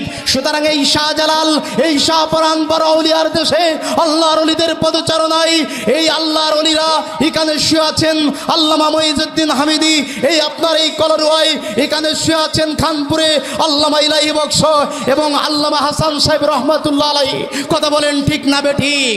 সুতরাং আল্লাহর এই ওলিদের ভূমিতে আল্লাহর কোরআন অবমাননা হোক, আল্লাহর এই ভূমিতে ওলিদের ভূমিতে কোরআনের দুর্নাম হোক, এখানের সুনাম সুখ্যাতি, এখানের কোরআনের অমর্যাদা হোক। আপনারা কি চান? কারা কারা চান না? হাত উঁচু করে দেখান। চান না তো? দেখুন আমি আস্তে আস্তে বলি, কষ্ট হচ্ছে না তো? সম্ভবত 1998 সাল তুরস্কে অবসরপ্রাপ্ত যত চাকরিজীবী ছিল, তাদের যত কোলস্টাই ঘনিষ্ঠ বন্ধু ছিল, যত ফ্রেন্ড সার্কেল ছিল, 50,000 প্রায় অবসরপ্রাপ্ত। জোরে বলেন কত হাজার? 50,000 অবসরপ্রাপ্ত। তারা বলছেন অবন্ধুরা, ও আমাদের বন্ধুরা, একই টেবিলে দীর্ঘদিন চাকরি করেছি, একই রুমের ভিতরে কাটিয়েছি, এখন আমাদের বউ বাচ্চা ছেলে মেয়ে নিয়ে আত্মীয় স্বজন নিয়ে কেমন কাটাই, এমন একটা কনফারেন্স করি যেখানে আমরা আমাদের আবেগের কথাগুলি আমরা বলতে পারবো। সেখানে পৃথিবীর অনেক ধর্মের লোকগুলো ছিল, ভালো করে বুঝেন, অনেক ধর্মের লোকগুলো ছিল। তার ভিতরে সেখানে যে সমস্ত জাতির মানুষেরা যত বেশি, সেখানে তাদের সেই ধর্মগ্রন্থ থেকে সেখানে তেলাওয়াত করা হবে। সবচাইতে বেশি বসবাস করত সেখানে তুরস্কে মুসলমান, সেখানেও আল্লাহর কোরআন তেলাওয়াত হবে, গীতার সেখানে পাঠ করা হবে, রামায়ণও পাঠ করা হবে। এই সৌদি আরবে আপনারা ইতিমধ্যে শুনেছেন রামায়ণ আর গীতা সেখানে সৌদি আরবে নাকি পাঠ করা হবে। জোরে বলেন নাউজুবিল্লাহ। আরে ভাই নাউজুবিল্লাহ জোরে বলবেন না। আমি সাম্প্রদায়িক ওয়াজ করছি না, কারণ এখানে তো সেই রকম হিন্দু সেখানে নাই। সেখানের সংস্কৃতি, সেখানে শুয়ে আছেন বিশ্বনবী জনাবে মোহাম্মদ রাসূলুল্লাহ, যেখানে নবীজির রওজা, যেখানে আল্লাহর কাবা, সেখানে সম্মান দেখানো দরকার আছে না নাই? কথা বলেন আছে না নাই? আজকের এই যে আরব আমিরাত, যে দেশটাকে আপনারা সহজ নামে চেনেন, এই দেশটাকে আপনারা অনেকে বলেন দুবাই। সেই দুবাই মরুভূমির দেশে বন্যায় প্লাবিত হয়ে গাড়িগুলো ভেসে যাচ্ছে। এটা আল্লাহর রহমতের বৃষ্টি নয়, এটা হচ্ছে আল্লাহর গজবের বৃষ্টি। কথা বলেন ঠিক না বেঠিক? কয়েকদিন আগে সেখানে যে উদ্বোধন করা হলো, অমুসলিমদের সেখানে তাদের এই গির্জা উদ্বোধন করা হলো, মন্দির উদ্বোধন করা হলো। আল্লাহ জানান দিচ্ছেন এখানে সিংহভাগ মুসলমান, এখানে আল্লাহর কোরআন নিয়ে কথা হবে, এখানে আল্লাহর কোরআনের কনফারেন্স হয়, এখানে বড় বড় মসজিদ আছে, এখানে কোরআনের গবেষণা কেন্দ্র আছে। এখানে যদি আবার আমার আল্লাহর নামে অন্য দেবতার নাম নিয়ে ডাকা হয়, আল্লাহর সঙ্গে শরিক করা হয়, নিঃসন্দেহে সেই জাতির জন্য আল্লাহ আসমান থেকে রহমতের বৃষ্টি না হয়ে গজবের বৃষ্টি দিয়ে আল্লাহ গোটা এই দুবাইকে ভাসিয়ে দিতে পারে। কথা বলেন ঠিক না বেঠিক? সৌদি আরব, সালমান বিরাট লম্বা জামা গায়ে দেয়, মাথায় অনেক তাজ পড়ে, নাম এসে মুসলমান, অথচ মুসলমানের কাজ তার ভিতরে খুবই কম পাওয়া যায়। কথা বলেন ঠিক না বেঠিক? যা আরাফাতের দিনে দোয়া কবুল হয়, যেখানে প্রত্যেকটা ক্ষণে মানুষ পাগল গোল পারা হয়ে লাব্বাইক আল্লাহুম্মা লাব্বাইক লা শারীকা লাক লাব্বাইক ইন্নাল হামদা ওয়ান নি'মাতা, এই বাক্য পড়তে পড়তে, এই তাসবিহ পড়তে পড়তে মানুষ পাগল পার হয়ে যায়, কান্না বিচলিত কণ্ঠে আল্লাহর কাছে ধন্য ধরে। সেই সালমান সেই দিন সেই দেশ থেকে হ্যানিমুনে যায়। কথা বলেন ঠিক না বেঠিক? খারাপ লাগতেছে আপনাদেরকে? সালমানের খালাতো ভাই মামাতো ভাই কেউ আছেন নাকি? আরে সালমান, তোমাকে নিয়ে সমালোচনা করি, আমার নবী হাবিবে কিবরিয়া দয়ার নবী মায়ার নবী শুয়ে আছে, তুমি সংযত হও, তুমি সংযত হও। নসেদ যদি আল্লাহর নবী দয়ার নবী মায়ার নবী জগতের শ্রেষ্ঠ মহামানব রাসূলুল্লাহ সাল্লাল্লাহু আলাইহি সাল্লাম এবং খানে কাবা যদি ওখানে না থাকতো, সালমান জপ কর্ম করছে, ওয়াসিরে আসমান থেকে সেখানে গজব নাজিল হয়ে যেত। কথা বলেন ঠিক না বেঠিক? সম্মানিত ভাইরা আমার, এবার আসুন তুরস্কে সেই কনফারেন্সে বিভিন্ন ধর্মগ্রন্থ তেলাওয়াত করবেন, পাঠ করবেন। সর্বপ্রথম সেখানে পাঠ করা হবে কাল জয় হেদায়েতের আতর গ্রন্থ মহাগ্রন্থ Al Quran as a complete code of life, একটি পূর্ণাঙ্গ জীবন ব্যবস্থা। আমার আল্লাহর ভাষায় ইন্নাদ-দীনা ইনদাল্লাহিল ইসলাম, এটা তেলাওয়াত করলেন। ডিরেক্টর ঘোষণা করলেন যেখানে আজকের সর্বপ্রথম আল্লাহর কোরআন দিয়ে এখানে উদ্বোধন হবে, কোরআন তেলাওয়াত হবে। একজন হাফেজে কোরআনকে ডাকা হলো। হাফেজে কোরআন ডিরেক্টর যখন ঘোষণা করল সর্বপ্রথম কোরআন এখানে তেলাওয়াত করা হবে, হাফেজে কোরআন আল্লাহ তাআলার কোরআনের অগণিত আয়াতের মধ্য থেকে সূরা হিজরের 8 নম্বর আয়াতে কারিমা ইন্না নাহনু নাযালনায যিকরা ওয়া ইন্না লাহু লাহাফিজুন, এই আয়াতে কারিমা তিনি ছাঁটাই বাছাই করে অত্যন্ত সুললিত কণ্ঠে তিনি তেলাওয়াত করলেন। ইন্না নাহনু নাযালনায যিকরা ওয়া ইন্না লাহু লাহাফিজুন। ডিরেক্টর সাহেব বললেন, হাফেজে কোরআন আপনি তেলাওয়াত করেছেন, আপনি অর্থ করেন কি আল্লাহ আপনার এর ভিতরে বলতে চাচ্ছেন, এবার সাবস্টেন্স কি, এর সারাংশ কি, অর্থ কি, আপনি একটু বোঝায় জাতিকে বলেন। হাফেজ সাহেব বললেন, আমার আল্লাহ বলতে চাচ্ছে ইন্না নাহনু নাযালনায যিকরা ওয়া ইন্না লাহু লাহাফিজুন, নিশ্চয় আমার আল্লাহ কোরআন নাজিল করেছেন আর এই কোরআনের সংরক্ষণের দায়িত্ব, হেফাজতের দায়িত্ব, জোরে বলেন কে নিয়েছেন? আর জোরে বলেন কে নিয়েছেন? আমার আল্লাহ নিয়েছেন। হাফেজ সাহেব যখন এই আয়াত তেলাওয়াত করে অর্থ করলেন, ডিরেক্টর সাহেব এবার তিনি কোরআনের পৃষ্ঠাগুলো ছিঁড়ে নর্তকীদের পায়ের নিচে দিয়ে দিয়ে বললেন, ও হাফেজ তুমি না বললে তোমার কোরআন আল্লাহ হেফাজত করবে, তোমার আল্লাহ রক্ষা করবে, দেখি নাকি কেমন করে তোমার আল্লাহ রক্ষা করে। হাফেজে কোরআনের মন খারাপ হয়ে গেল। আল্লাহর কোরআন অপমান করার কারণে, আল্লাহর কোরআনকে মর্যাদা না দেওয়ার কারণে হাফেজ সাহেব চোখ দিয়ে জোরে পানি ঝরাইতে ঝরাইতে স্থান ত্যাগ করতেছে আর বলতেছে আমার আল্লাহর কোরআন এখানে অবমাননা করা হয়েছে, এখনই আমার আল্লাহর গজব এখানে নাজিল হয়ে যাবে।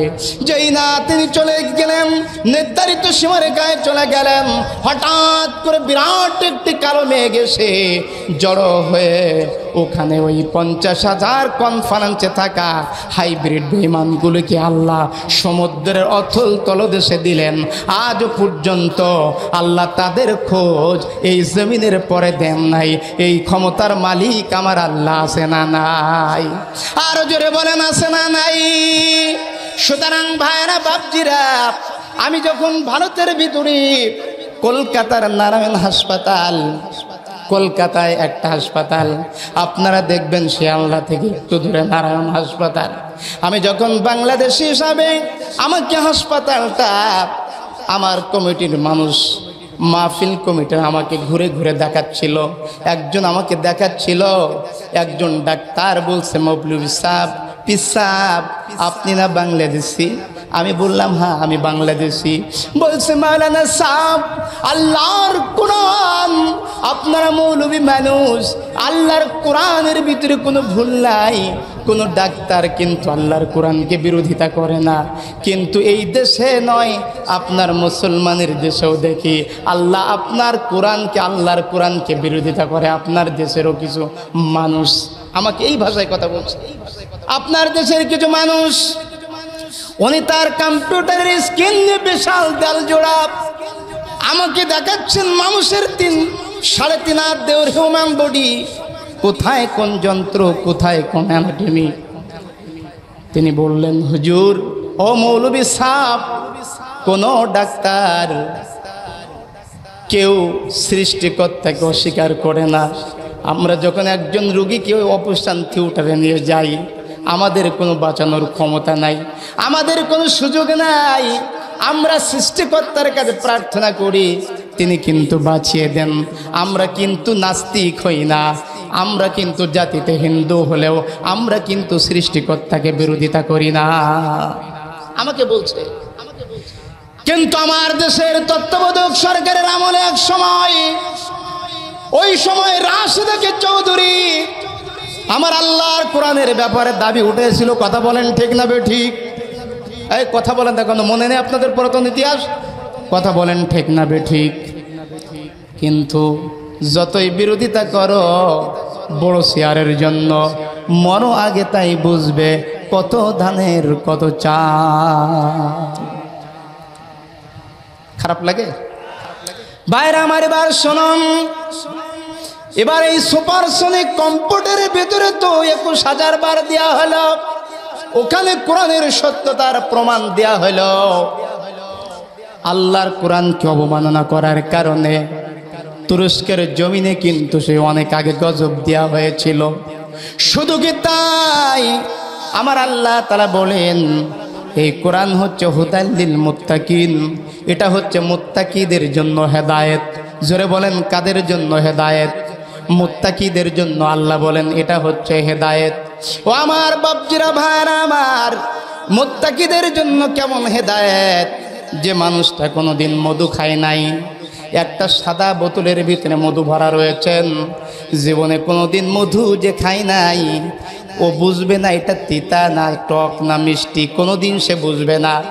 অপর দিকে একবার যদি ওর হাতে মধুটা ঢেলে দেওয়া হয়, ওই মধু গালে দেওয়ার সাথে সাথে বলবে আমাকে আর একটু দিয়ে দাও।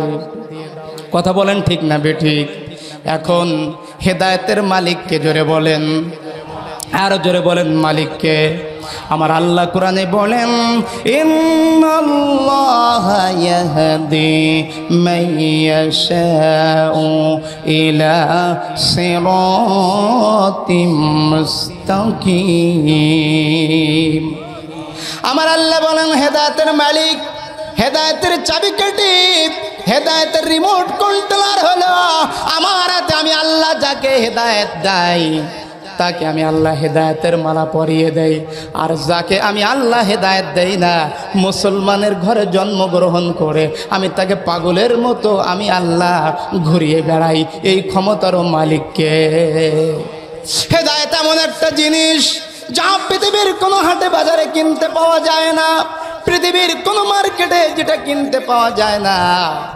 আপনারা যারা হজ করতে গিয়েছেন, আবারও যারা বলি যারা মক্কা শরীফে গিয়েছেন, এই মক্কা শরীফে একটানা এই বছর দিয়ে 34টা বছর যিনি তারাবি পড়াচ্ছেন, ইনার নাম হলো আল্লামা আব্দুর রহমান আস-সুদাইসি।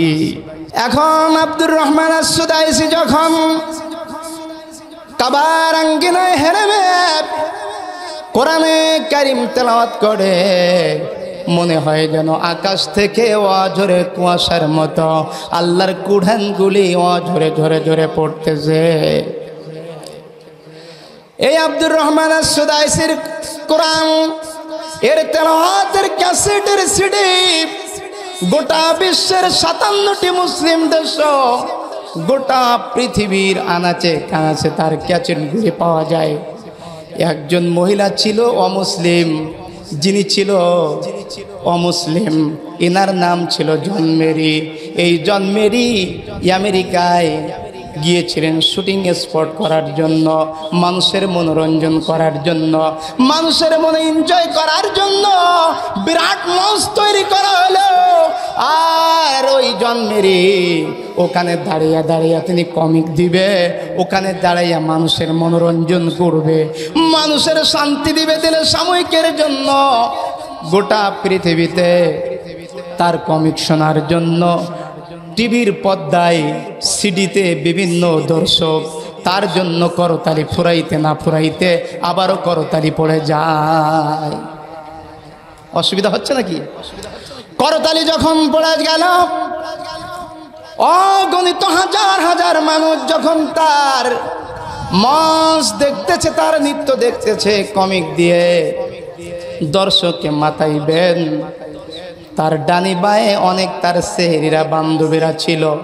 এই সেহেরিরা আর বান্ধবীরা ডাক দিয়ে বলে, ও বান্ধবীরা রে, ও জন মেরি রে, ও জন মেরি রে, কি অনুভব করছো গো তুমি, কি হয়েছ গো তোমার, কি টেনশন তুমি ফিল করো, আমরা কারণটা জানতে চাই।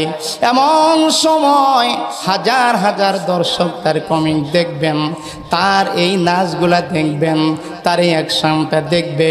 এমন সময় ওই আল্লামা আব্দুর রহমান আস-সুদাইসির কোরআন তেলাওয়াতের আওয়াজ তার কর্ণকুহরে পৌঁছে গেল। একবার জোরে জোরে বলা যাবে কি সুবহানাল্লাহ? আল্লাহর কোরআন শুনতে ভালো লাগে না খারাপ লাগে? জোরে বলেন, ভালো লাগে না খারাপ লাগে? কোন সুরের কি আজানের ডাক দিয়ে যায়, মনের পাখিটা আর ঘুমাতে না চায়। কোন সুরের কি আজানের ডাক দিয়ে যায়, মনের পাখিটা আর ঘুমাতে না চায়। একবার জোরে জোরে বলেন সুবহানাল্লাহ। গেল কয়েকদিন আগে রমজানুল মুবারকের মাস, পৃথিবীর কত কারীদের তেলাওয়াত আমরা শুনেছি, হৃদয়ঙ্গম আমরা করেছি।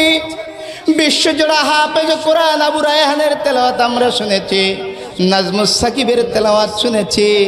আবার 13 বছরের ওই সালে আহমেদ তাকরিমের তেলাওয়াত শুনেছি। যত শুনি শুধু মজা লাগে। কথা বলেন ঠিক না বেঠিক? এই কোরআন যতই পড়বে এর কি মজা কমে? কথা বলেন, মজা কমে? আমার এই বাজানের বয়স কত হয়েছে বাজান? 90। ওরে আল্লাহু আকবার, আল্লাহ অনেক হায়াত দিয়েছেন, আল্লাহু আকবার বলেন। এখন বাজান দিয়েই বলি, 90 বছর হায়াতের জিন্দিগিতে এখন উনি যেদিন থেকে নামাজ ধরেছেন, শরিয়াতের মানদণ্ড যেদিন থেকে ফরজ হয়েছিল, সেদিন থেকে সূরা ফাতিহা দিয়ে ইমাম সাহেব ফজর, মাগরিব এবং ইশারের জামাত পড়িয়েছেন, ঈদের জামাত পড়িয়েছেন, ঠিক না বেঠিক? জুমাও পড়িয়েছেন।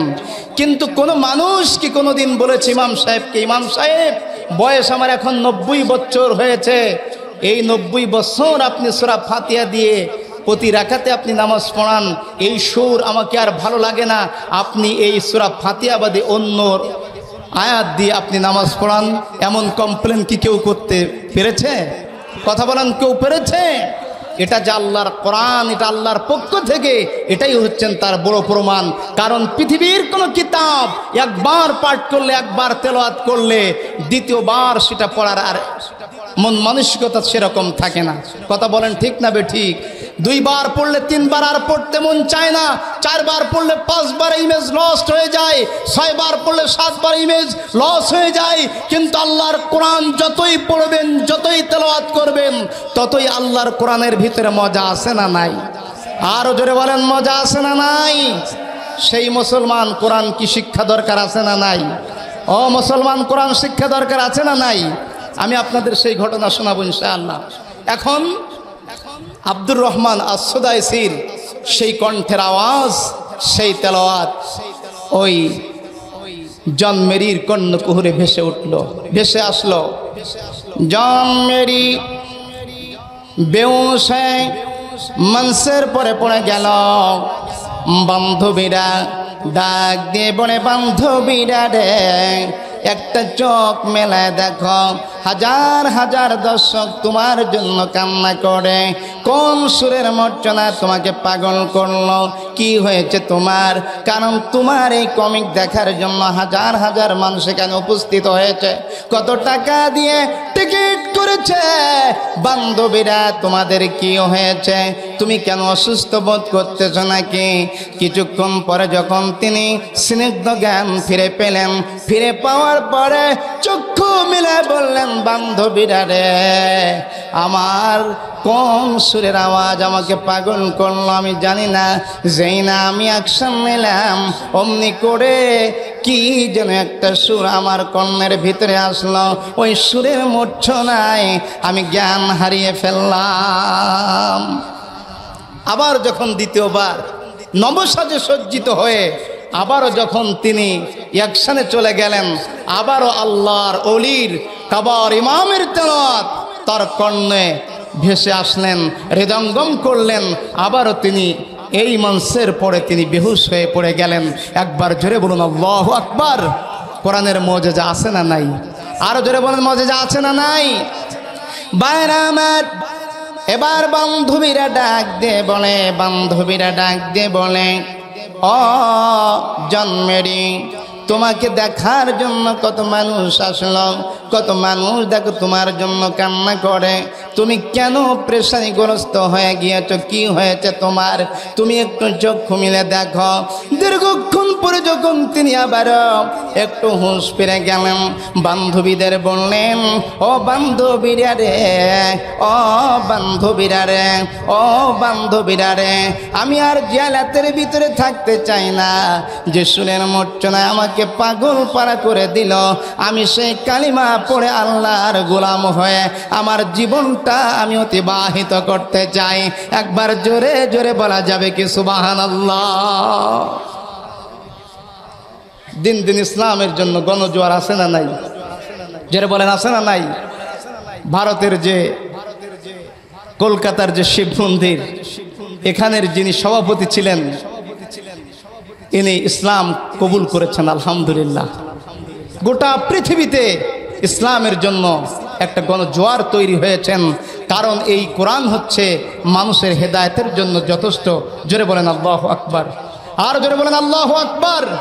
এই জন্য মুসলমান, আমরা যদি এই কোরআনের পক্ষে থাকি, এই কোরআনের পক্ষে যদি আমরা অবস্থান নেই, আল্লাহর এই কোরআন দিয়ে আমরা যদি জীবনকে পরিচালনা করি, আমাদের রান্নাঘর থেকে শুরু করে সংসদ ভবন পর্যন্ত যদি আল্লাহর এই কোরআন আমরা মেনে চলি, আল্লাহ তাআলা আসমান থেকে আমাদের জন্য রহমতের ভারী দ্বারা আল্লাহ অবতীর্ণ করতে পারে না? পারে না?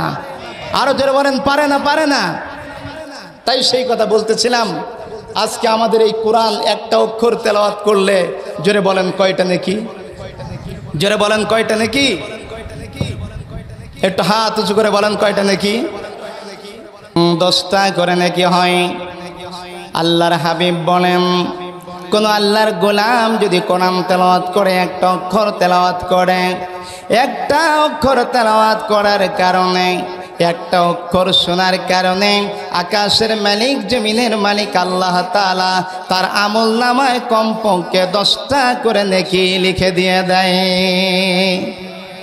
আল্লাহর হাবিব বলেন শুধু তাই নয়, ওই একটি আলী পক্ষর যদি কোনো আল্লাহর গোলাম সুন্দরভাবে হৃদয়ঙ্গম করে দিল থেকে মন থেকে আরো সুন্দর করে আলিফ অক্ষর উচ্চারণ করে, একটা অক্ষর উচ্চারণ করার কারণে আরশের মালিক জমিনের মালিক আল্লাহ তাআলা কমপক্ষে আমাদের আমল নামায় কমপক্ষে আল্লাহ তাআলা 10টির পরিবর্তে 70টা করে নেকি দিয়ে দেয়। যদি ওই আলিফ অক্ষর আপনার অন্তর থেকে দিল থেকে আরো সুন্দরভাবে আপনি হৃদয়ঙ্গম করতে পারেন, একটা অক্ষরের বিনিময়ে আল্লাহ 7,7,7,7,7,7,000,000,000 এরপরে কত দিবেন আমার আল্লাহর কিনে কি অভাব আছে নাকি? জোরে বলেন আছে নাকি? আল্লাহ তাআলা আমাদের মন দেখবে, জোরে বলেন কি দেখবে?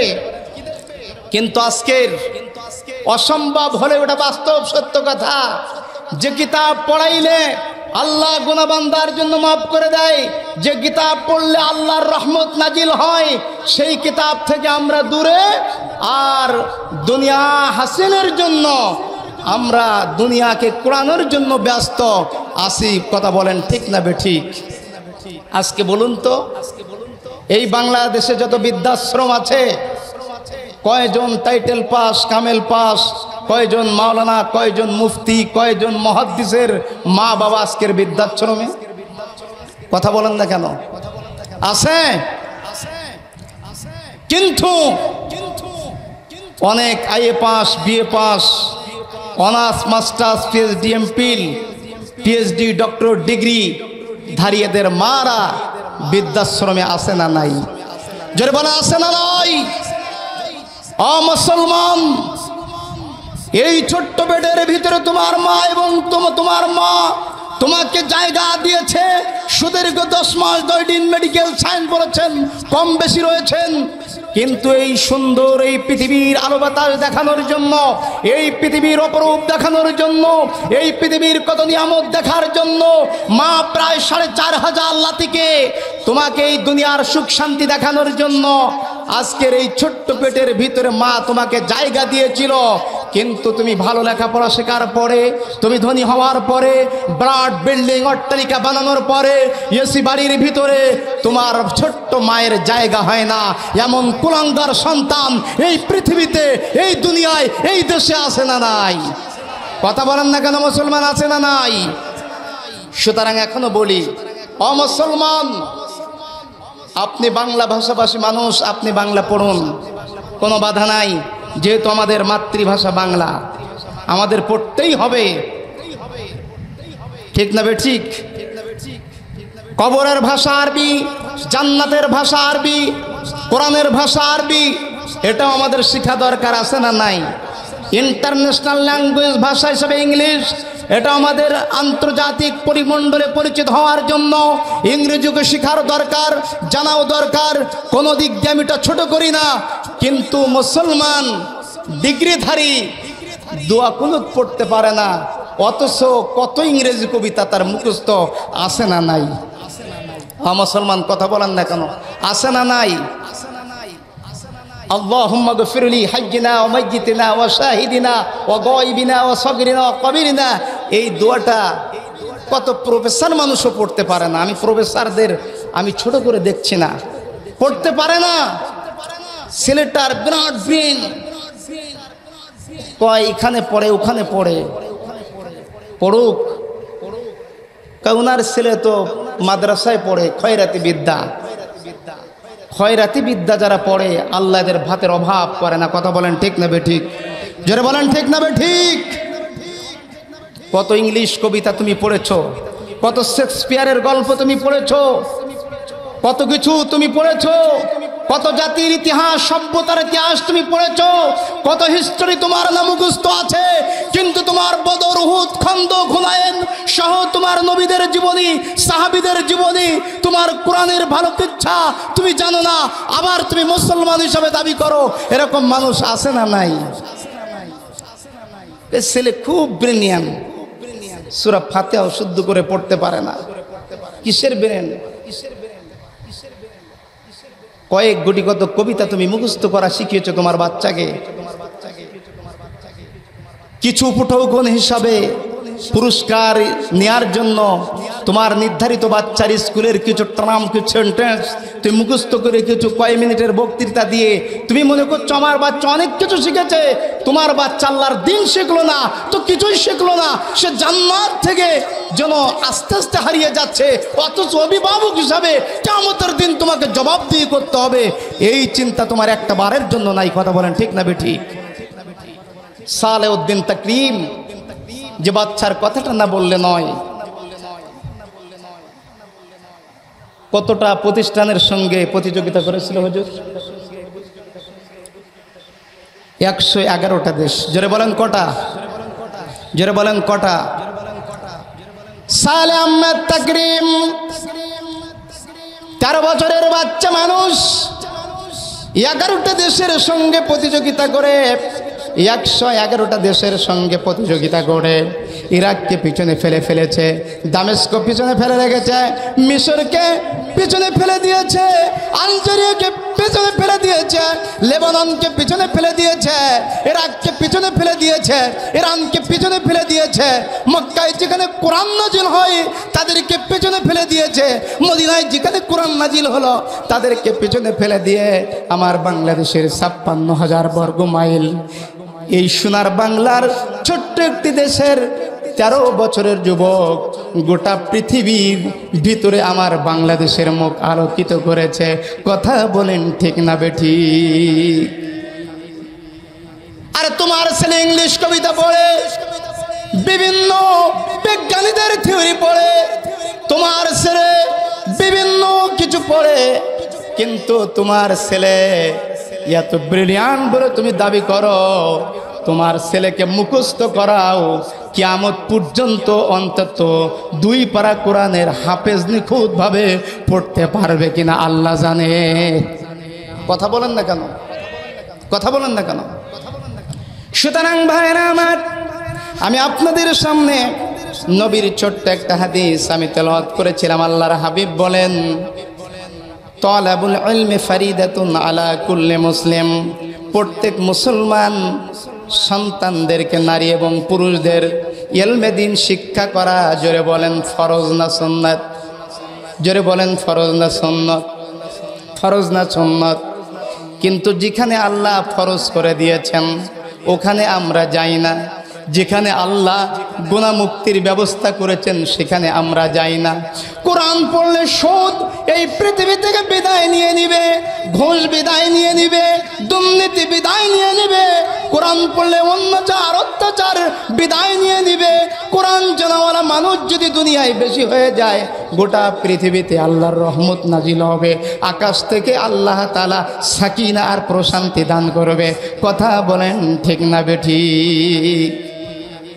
এজন্য কোরআন শেখাও ছেলে মেয়েকে, ওহে মুসলমান, জান কবসের সময় তুমি পাইবে রে আসান। কোরআন শেখাও ছেলে মেয়েকে, ওহে মুসলমান, জান কবসের সময় তুমি পাইবে রে আসান। একটি ছেলে আলেম হলে পড়বে কোরআন পাশে বসে, ও তোর মৃত্যুকালে কোনো জ্বালা, ও তোর মৃত্যুকালে কোনো জ্বালা থাকিবে না আর। কোরআন শেখাও ছেলে মেয়েকে, ওহে মুসলমান, জান কবসের সময় তুমি পাইবে রে আসান। ঠিক না বেঠিক? আরো জোরে বলেন ঠিক না বেঠিক? আপনাদের পাশে একটা মাদ্রাসা আছে, এই মাদ্রাসার নাম হলো খানপুর মাদ্রাসা। আছে না নাই? আছে না নাই? এখানে খানপুর হুজুরের আব্বা ছিলেন আল্লামা ইলাই বক্স রহমাহুল্লাহ। সেই মাদ্রাসায় আমি মাহফিলে এসেছিলাম। তানার সেনের পুত্রে ছিলেন, পুত্র ছিলেন, বর্তমান তিনিও মারা গিয়েছেন। আল্লামা হাসান সাহেব রহমতুল্লাহ আলাইহি, পিতা এবং পুত্র দুইজন সেখানে শুয়ে আছেন। ওই ইলমের মার্কাজ গড়ে রাখার কারণে, ওই খানপুরের মাদ্রাসা গড়ে রাখার কারণে এই সাতক্ষীরা জেলার নয়, অনেক জেলা থেকে অগণিত ছেলে এসে কোরআন শিখে তারা কোরআনের দাওয়াত দিতেছে। কিন্তু মুসলমান, আমি জানতে চাই কয়জন আপনাদের ছেলেরা আলেম ওলামা আছে, মাদ্রাসায় পড়াইছেন? একটু হাত উঁচু করে আল্লাহরে দেখান। কয়জন? কয়জন? একেবারে জিরো টলার। এই ঈমান নিয়ে কি আল্লাহর জান্নাতে যাওয়া যাবে? কথা বলেন না কেন? ঈমান নিয়ে কি আল্লাহর জান্নাতে যাওয়া যাবে? আল্লাহর জান্নাতে যেতে হলে আল্লাহর কোরআন দরকার আছে না নাই? জোরে বলেন, আল্লাহর কোরআন দরকার আছে না নাই? তাই তো বলতেছিলাম, কাবা শরীফের ইমাম আব্দুর রহমান আস-সুদাইসি রাহমাতুল্লাহ আলাইহি, তানার আম্মা মারা গেল। আপনারা যারা এখনো বলি হজ করতে গিয়েছেন, উমরা করতে গিয়েছেন, এমন কোনো ওয়াক্ত নাই যে হেরেমে জানাজা হয় না। কথা বলেন ঠিক না বেঠিক? এমন কোনো ওয়াক্ত নাই সেখানে জানাজা হয় না। এখন যদি এই এলাকার কাউন্সিলর সাহেবের আম্মা মারা যায়, সাধারণ মানুষের তুলনায় জানাজায় লোক একটু বেশি হয়ে যাবে। মেয়র সাহেবের আম্মা যদি মারা যায়, আব্বা যদি মারা যায়, লোক সংখ্যা একটু সমাগম বেশি হয়ে যাবে। এমপি সাহেবের আব্বা মা মারা গেলে লোক আরো একটু বেশি হবে। মন্ত্রী সাহেবের আব্বা মা মারা গেলে লোক আরো একটু বেশি হবে। কারণ শ্রেণীভেদে মানুষের জনপ্রিয়তার দিক দিয়া মানুষ একটু বেশি হওয়া পরিচিতের জন্য স্বাভাবিক ব্যাপার। কাবা শরীফের ইমাম আল্লামা আব্দুর রহমান আস-সুদাইসির আম্মা মারা গেল। কাবা শরীফের আঙ্গিনায় তার আম্মার জানাজা অনুষ্ঠিত হবে। মাইকে প্রচার করা হইল, পাবলিশ করা হইল, কাবা শরীফের ইমামের আম্মার জানাজা হবে। পৃথিবীর বিভিন্ন ইন্টারনেটের মাধ্যমে, বিভিন্ন ফ্যাক্সের মাধ্যমে, বিভিন্ন টেলিফোনের মাধ্যমে, বিভিন্ন এই যুগের প্রচার প্রসারের মাধ্যমে যখন খবর পেল, পৃথিবীর বিভিন্ন ভিআইপি সিআইপি লোকেরা, বিভিন্ন রাষ্ট্রপ্রধানরা, বিভিন্ন রাষ্ট্রদূতরা সেখানে গেল। ডিরেক্টর সাহেব ঘোষণা করে দিলেন, কাবা শরীফের ইমাম আল্লামা আব্দুর রহমান আস-সুদাইসির আম্মার জানাজা শুরু হয়ে যাবে। আজকের এই জানাজার ইমামতি করবেন তিনি যে সন্তানকে বুকে ধারণ করেছেন, যিনি তার আপন সন্তান। কাবা শরীফের ইমাম, গোটা পৃথিবীর ইমাম আল্লামা আব্দুর রহমান আস-সুদাইসি রহমাতুল্লাহ আলাইহি। পাবলিক যখন করে দেয়া হলো, আব্দুর রহমান আস-সুদাইসি ভাঙ্গা কণ্ঠ নিয়া, কান্না জড়িত কণ্ঠে নিয়া জাতির উদ্দেশ্যে হেরেমের আঙ্গিনায় বললেন, ও আমার মুসলিম ভাইরা, আমার মা ইন্তেকাল হয়ে গেছে, আমি দোয়া চাই আমার মায়ের জন্য, কবরের জীবনকে সুখের জন্য দোয়া চাই, মায়ের জন্য দোয়া করবেন। আজকে আমাকে আলেম বানানোর পিছনে, আমাকে সুদাইসি এই কাবার ইমাম বানানোর পিছনে এই পৃথিবীর জমিনে সবচাইতে যার বেশি অবদান, ইনি হচ্ছেন আমার জনম দক্ষিণী মা। এই মায়ের জানাজা আজকের আমরা পড়ব, আপনারা দোয়া করবেন। ডিরেক্টর সাহেব ঘোষণা করে দিলেন, এই জানাজা তার সন্তান পড়াইবে, আপন সন্তান। এই যখন হয়ে গেল, আব্দুর রহমান আস-সুদাইসি রহমাতুল্লাহ আলাইহি জানাজায় দাঁড়াইলেন। দাঁড়াইয়া ভাঙ্গা ভাঙ্গা কণ্ঠে, কান্না জড়িত কণ্ঠে তাকবীরগুলো দিলেন, আল্লাহু আকবার, আল্লাহু আকবার, আল্লাহু আকবার, আল্লাহু আকবার। তাকবীর দিয়ে ডানি ভাই সালাম ফিরাইলেন। ওই দিন পৃথিবীর যত ভিআইপি পড়ছেন মানুষ গিয়েছিল আব্দুর রহমান আস-সুদাইসির আম্মার জানাজায়।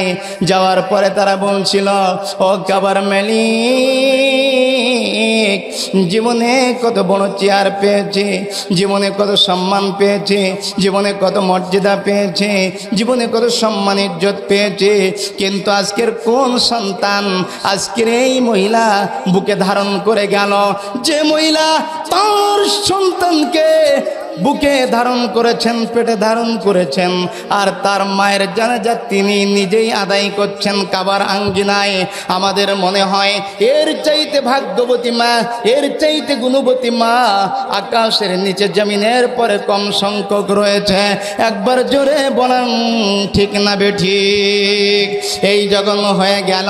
সেদিন অগণিত মানুষ আল্লাহর কাবা ঘরের দিকে সাদা আঙ্গুল চোখ করে দিয়ে বললেন, ও কাবার মালিক, ওয়ারসের মালিক এই সন্তান আব্দুর রহমান আস-সুদাই যে তার মায়ের জানাজা আজকের নিজে আদায় করলো। আমাদের যদি কোনো সন্তান আল্লাহ তুমি দান করো, জীবনে কামাই খাওয়ার দরকার নাই, অন্য আমাদের ইনকাম করার দরকার নাই, রোজগার করে দেওয়ার দরকার নাই, যদি আল্লাহ আমাদের তুমি আরেকটি সন্তান দিতে, আল্লাহ জীবনে জানাজা পড়ার মতো যোগ্যতা অর্জন করত, আল্লাহ আমাদের জীবনটা ধন্য হয়ে যেত। একবার জোরে বলা যাবে কি আল্লাহু আকবার? তাহলে আপনারা কি চান না আপনাদের সন্তানরা আলেম হোক? কথা বলে না, চান না? এতক্ষণের ওয়াজ কি বিরিতা হয়ে গেল? আপনারা চান না আপনাদের সন্তান আলেম হোক?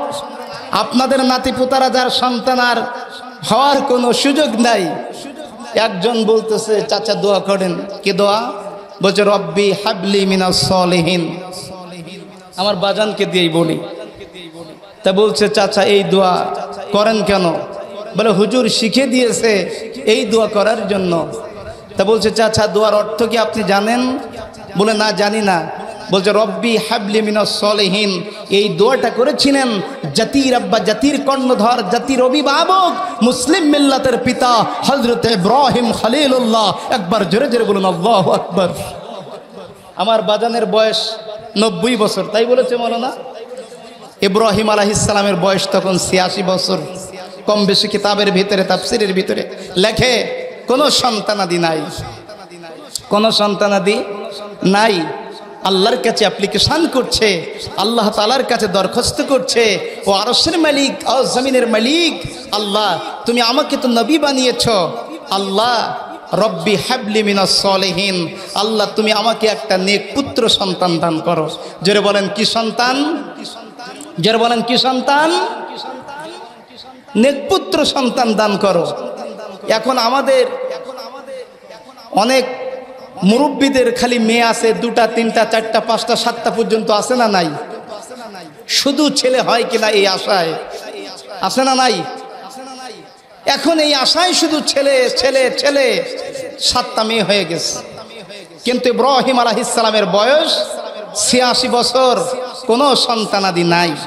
আল্লাহকে বলছেন আল্লাহ রব্বি হাবলি মিনাস সলিহিন, আল্লাহ তুমি আমাকে একটা সুসন্তান দান করো, একটা পুত্র সন্তান, সুসন্তান দান করো। এখন বলবেন সন্তান এখানে ছেলেও হতে পারে, মেয়েও হতে পারে, কিন্তু ইঙ্গিত হলো পুরুষ ছেলে সন্তান, বেটা ছেলে। আল্লাহু আকবার বলেন। এখন আপনারা বলবেন যে একজন পয়গম্বর হয়ে তিনি আল্লাহর কাছে পুত্র সন্তান চেয়েছেন, তাহলে কি তিনি মেয়ে সন্তানের প্রতি নাকচ ছিলেন? না, নাকচ নয়। ইব্রাহিম আলাইহিস সালাম বলেছিলেন আল্লাহ তুমি আমাকে নবুয়তিত্ব দান করেছ, তুমি আমাকে নবী বানিয়েছ, ও আল্লাহ এই নবুয়তের মিশন এই জাতির কাছে আমি পৌঁছে দেই। যদি তুমি আমার পুত্র সন্তান দান করো, এই জাতির কাছে আল্লাহ আমি আমার রেখে যাওয়া এই দ্বীনের দায়ী আল্লাহ হিসেবে আমার পুত্র কাজ করতে পারবে। জোরে বলেন আল্লাহু আকবার। যদি তুমি মেয়ে দাও, দেশান্তর বিভিন্ন জায়গায় এই দাওয়াত নিয়ে তো আমার এই সন্তান যেতে পারবে না। এই জন্য আল্লাহ আমি কামাই খাওয়ার জন্য, ইনকামের জন্য, চাকরি বাকরি দেওয়ার জন্য, আমি গভর্নমেন্ট হওয়ার জন্য, প্রেসিডেন্ট হওয়ার জন্য আমি সন্তান চাই নাই। আমি চেয়েছি তোমার দিন তোমার জমিনে বাস্তবায়ন করবে, এই জন্য আমি একটা পুত্র সন্তান চেয়েছি। জোরে বলেন আল্লাহু আকবার। তিনি মেয়েদের প্রতি নাখোশ না। এখন চাচাকে বললেন যে চাচা সন্তান আপনার কটা? তা বলছে আব্বা আমার সন্তান 8টা। ছেলে কয়টা, মেয়ে কয়টা? কয় সব কয়টা ছেলে। সব কয়টা ছেলে? তো এই 8টা ছেলে, এরপরও আপনি সন্তান চাচ্ছেন? চাচা জমি আছে কতটা? বলছে বাবা 7 কাঠা। কয় কাঠা? কয় 1 কাঠা করে হবে না। আমি এটা কিন্তু ব্যঙ্গত্ব করছি না, একটাকে আল্লাহ তো খাওয়ায়, রেজেকের মালিক, চাবিকাঠি কার কাছে? আল্লাহ তাআলা বলছে ইন্নাল্লাহা হুয়া রাজ্জাকু যুল কুওয়াতিল মাতিন। যত প্রাণী জগৎ সকলের রেজেকের ব্যবস্থা আমার আল্লাহ তাআলার কাছে মজুদ, বরাদ্দ আছে না নাই? এখন বলছেন চাচা সন্তান তোমার 8টা পুত্র সন্তান হয়ে গেছে, এরপরেও তুমি কেন পুত্র সন্তান চাও? তখন বলছে, বাবা আপনার হাত দুখন ধরে আমি যদি অর্থ জানতাম আমি কোরআন পড়তাম না, এই দোয়া আমি করতাম না, যদি অর্থ জানতাম। এরকম মানুষ আছে না নাই? এখন কোরআন যদি বুঝে পড়েন একরকম, না বুঝে যদি পড়েন আরেক রকম। কিন্তু আব্দুর রহমান আস-সুদাইসি তার মায়ের জানাজা যেমন পড়েছিলেন, আপনার সন্তান যদি আর না হয়, সুযোগও যদি না থাকে, আপনার নাতি পোতাদের আলেম বানাবেন, এই চিন্তা চেতনা আপনাদের ভিতরে আছে কার কার? একটু হাত উঁচু করে আল্লাহকে দেখান। নারে তাকবীর। এই বাবা সাউন্ড কমে যায় এখানে পর পর, বুঝলাম না সবার আছে তো? আমি আমার মা বাবার 3 নাম্বার সন্তান, 3 ভাই আলহামদুলিল্লাহ সবাই হাফেজ মাওলানা। আমার এলেমের দিক দিয়ে সবচেয়ে কম, আমি হাফেজ নই, আমি মাওলানা। আমি টাইটেল করেছিলাম, আমার সাবজেক্ট ছিল হাদিস, আর 2 ভাই হাফেজ এবং মাওলানা। তো আমার মাকে আমি বললাম যে মা, যেদিন এই পৃথিবীতে থাকবে না, মৃত্যুবরণ করবেন, সেদিন আপনার জানাজা কে পড়াবে? তখন আমাকে বললেন, বাজান আমার ছেলেরা সবাই আলেম মাওলানা, সব কয়জন জানাজা পড়ানোর যোগ্যতা তোমাদের আছে। আমি যদি এখন তোমাকে বলি আমার ছোট ছেলেটা রাগ করবে, আরেকটা যদি বলি আরেকটা রাগ করবে। কাজেই তোমাদের মধ্য থেকে আমলের দিক দিয়ে সবচাইতে যে ভালো মাশওয়ারার ভিত্তিতে আমাদের জানাজা তোমার আব্বার এবং আমার জানাজা সেই আদায় করো। একবার জোরে বলুন আল্লাহু আকবার। মায়ের জন্য, বাবার জন্য আল্লাহ তাআলা কোরআনে দোয়া শিখিয়ে দিয়েছেন, রব্বির হামহুমা কামা রব্বায়ানি, জোরে বলেন রব্বায়ানি সগীরা। এই দোয়া জোরে বলেন কে শিখিয়েছেন? আর জোরে বলেন কে শিখিয়েছেন? আল্লাহ তাআলা। এই প্রসঙ্গে আমি আপনাদের ছোট্ট একটি ঘটনা বলে, কোরআনের পথে থাকার জন্য, আমাদের চরিত্রকে ভালো করার জন্য, নবীর কাফেলায় শরীক হওয়ার জন্য আমি ছোট্ট একটি ঘটনা যদি আপনাদেরকে উপহার দেই, আপনারা কি কেউ রাগ করবেন নাকি? রাগ করবেন না? কারা কারা হাত উঁচু করেন তো তারা। আজ আমি প্রায় শেষ, কষ্ট হচ্ছে না তো আপনাদের? রাত 1টার বেশি হয়ে গেছে, 1:10 হয়ে গেছে, কেউ তো উঠলেন না। কি দোয়াটা করে দিব না এই ঘটনাটা বলে দিব? বাজান, ওলামা কারাম বলেন যে যদি কোনো মানুষ ভালো মানুষ থেকে যায়, লাশ কবরে পচবে না। আছে না নাই? কত মানুষের টাকা নাই, বাড়ি নাই, গাড়ি নাই, নদীর চরের ভিতরে কবর। কালের বিবর্তনে দেখা গেল 10 বছর 20 বছর হয়ে গেল, টাটকা কাফনটা নদী দিয়ে লাশ সহ ভেসে যাচ্ছে। এমন নজির আছে না নাই? জোরে বলেন আছেন না নাই? আবার আপনাদের রসুলপুর গোরস্থানে যান, কামালনগর গোরস্থানে যান, লাশ পৌঁছতে পারে না, জায়গার সংকুলানের কারণে, জায়গা সংকীর্ণ হওয়ার কারণে ওই তাজা লাশ উঠাইয়া, পচা লাশ উঠাইয়া ওখানে কবর দেয়। এমনও আছে না নাই? ভাইরা আমার, বন্ধুরা আমার, কোরআনের পথে থাকলে, আল্লাহর দ্বীনের পথে থাকলে আপনার লাশ পুষবে না, আপনি মরণে অমর হয়ে থাকবেন। কবি বলছেন, এমন জীবন করিবে গঠন, মরণে হাসিবে তুমি, কাঁদিবে ভুবন। ভাইরা আমার, ওই মিশরের সুয়েজ খাল যখন খনন করা হলো, খনন কাজ করতে করতে করতে করতে 106 জন মানুষের তাজা লাশ পাওয়া গেল। জোরে জোরে বলেন কতজনের লাশ? 106 জন মানুষের তাজা লাশ সেদিন মিশরের জমিনে পাওয়া গেল। যে কন্ট্রাক্টরের কাছে এই দায়িত্ব দেওয়া হয়েছিল, যার কাছে কন্ট্রাক্ট দেওয়া হয়েছিল, যারা খনন কাজ করতেছিল, খুঁড়তে খুঁড়তে মাটি খুঁড়তে খুঁড়তে বালুগুলা খুঁড়তে খুঁড়তে টাটকা 106টা মানুষের লাশ পাওয়া গেল, যেখানে তাদের ড্রেজার মেশিন লেগেছিল, খনন কার্যের জন্য সাবন লেগেছিল, যেখানে তাদের কুদাল লেগেছিল।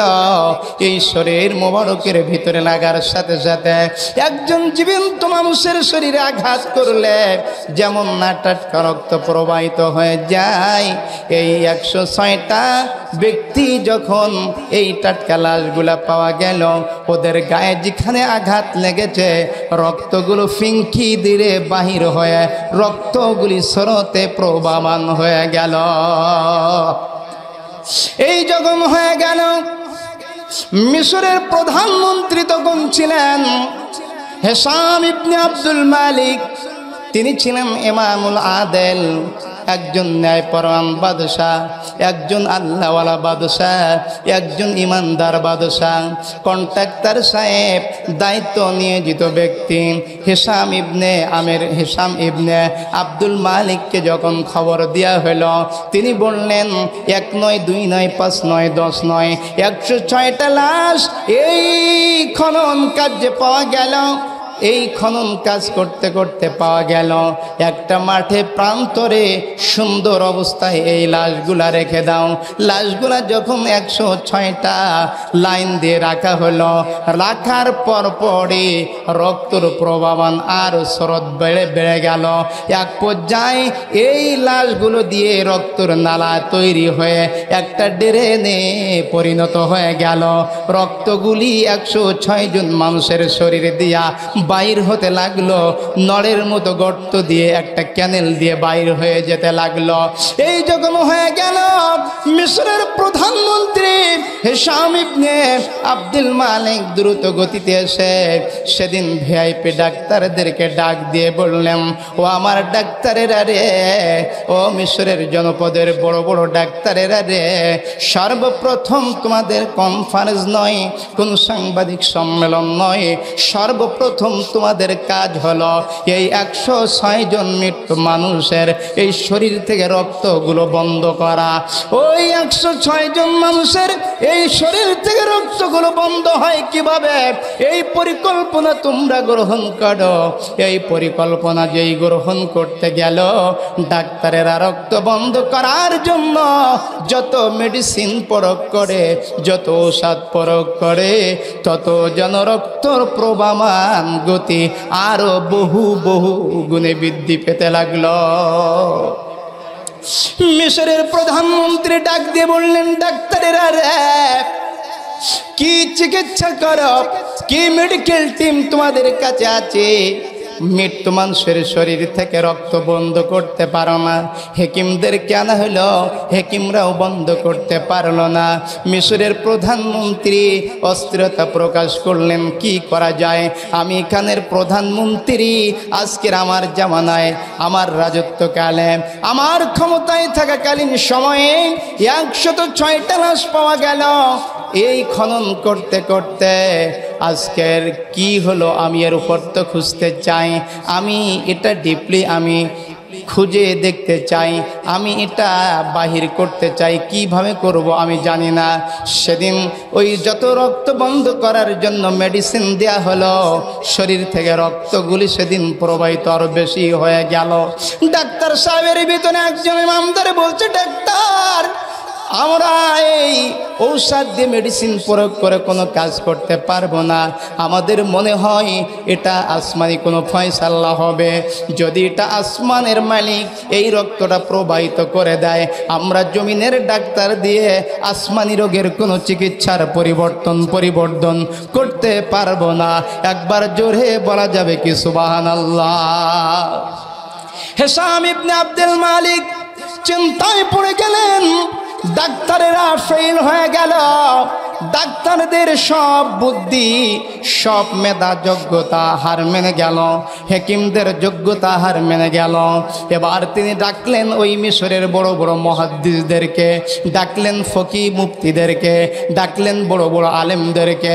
আলেমদের ডাক দিয়ে বললেন, আলেমরা গো, বলো তো দেখি এদের শরীরের রক্তগুলি বন্ধ করা যায় কিভাবে? কেউ যখন বন্ধ করার কোনো কিছু করতে পারলো না, এক পর্যায়ে রক্ত শুধু যতই প্রয়োগ করে মেডিসিন ততই বাইর হতে থাকে। এক পর্যায়ে ওই মিশরের প্রধানমন্ত্রী উনি আল্লাহর কাছে বললেন, আল্লাহ আমি এই জামানার রাষ্ট্রপ্রধান, আমি এখানের প্রধানমন্ত্রী, ও মালিক এই লাশগুলো দাফন করব ঠিক আছে, কিন্তু এই লাশগুলোর সঠিক তদন্ত না জেনে, তাদের পরিচয়গুলো না জেনে আজকের যদি আমি দাফন করি আমার কাছে বিভিন্ন মানুষ প্রশ্ন করবে, আমি তো ছোট হয়ে যাব, আমি তো প্রশ্নের কোনো জবাব দিতে পারবো না। আল্লাহ তোমার কাছে আচ্ছাড়া চাই, তোমার কাছে ক্ষমা চাই, তোমার কাছে আল্লাহ মাগফিরাত কামনা করি। এই 106টা লাশের আল্লাহ সঠিক তত্ত্ব যতক্ষণ তুমি আমাকে না জানাইবে, আল্লাহ তোমার কাছে দাবি তুমি আমাকে কবরের বাসিন্দা বানাইও না। ভাইরা আমার, বন্ধুরা আমার, আলেমদেরকে বললেন, আলেম প্রধানমন্ত্রী বললেন, আলেম কোনো কিছু তোমাদের বলার আছে নাকি? আলেমরা বললেন, না কোনো কিছু বলার নাই। এবার বললেন, আলেম তোমাদের যখন কোনো কিছু বলার নাই, তোমাদের যখন কোনো কিছু বলতে পারবে না, তোমরা শোনো, তোমরা যখন কোনো কিছু বলতে পারবে না, তবে আমি শুনেছি, আমি দেখেছি, আমি পড়েছি, যারা আল্লাহওয়ালা, যারা আল্লাহর দ্বীনের মুজাহিদ, আল্লাহর দ্বীনের জন্য যারা যুদ্ধ করে, আল্লাহ বলেন, ওয়ামা লাকুম লা তুকাতিলুনা ফি সাবিলিল্লাহি ওয়াল মুস্তাদআফিনা মিনার রিজাল ওয়ান নিসাই ওয়াল বিলদান। আমার বাংলাদেশের মানুষেরা, ওই যে দেখা যায় ওই যে ফিলিস্তিন নগরী, যে ফিলিস্তিন নগরীর মুসলমানেরা আল্লাহর কাছে আজকের ধন্না দিচ্ছে, আল্লাহর কাছে তারা আজকের পানা চাচ্ছে। কয়েকদিন আগে আমাদের ঈদ হয়ে গেল, আমাদের উৎসব হয়ে গেল, সারা দেশের ঈদের চাঁদ উদিত হয়েছে, কিন্তু আমরা ঈদ পালন করেছি, কিন্তু আমাদের ফিলিস্তিনের মুসলমানেরা ঈদ পালন করতে পারে নাই। কথা বলেন ঠিক না ঠিক? ফিলিস্তিনের মুসলমানদের যখন ইসরায়েলের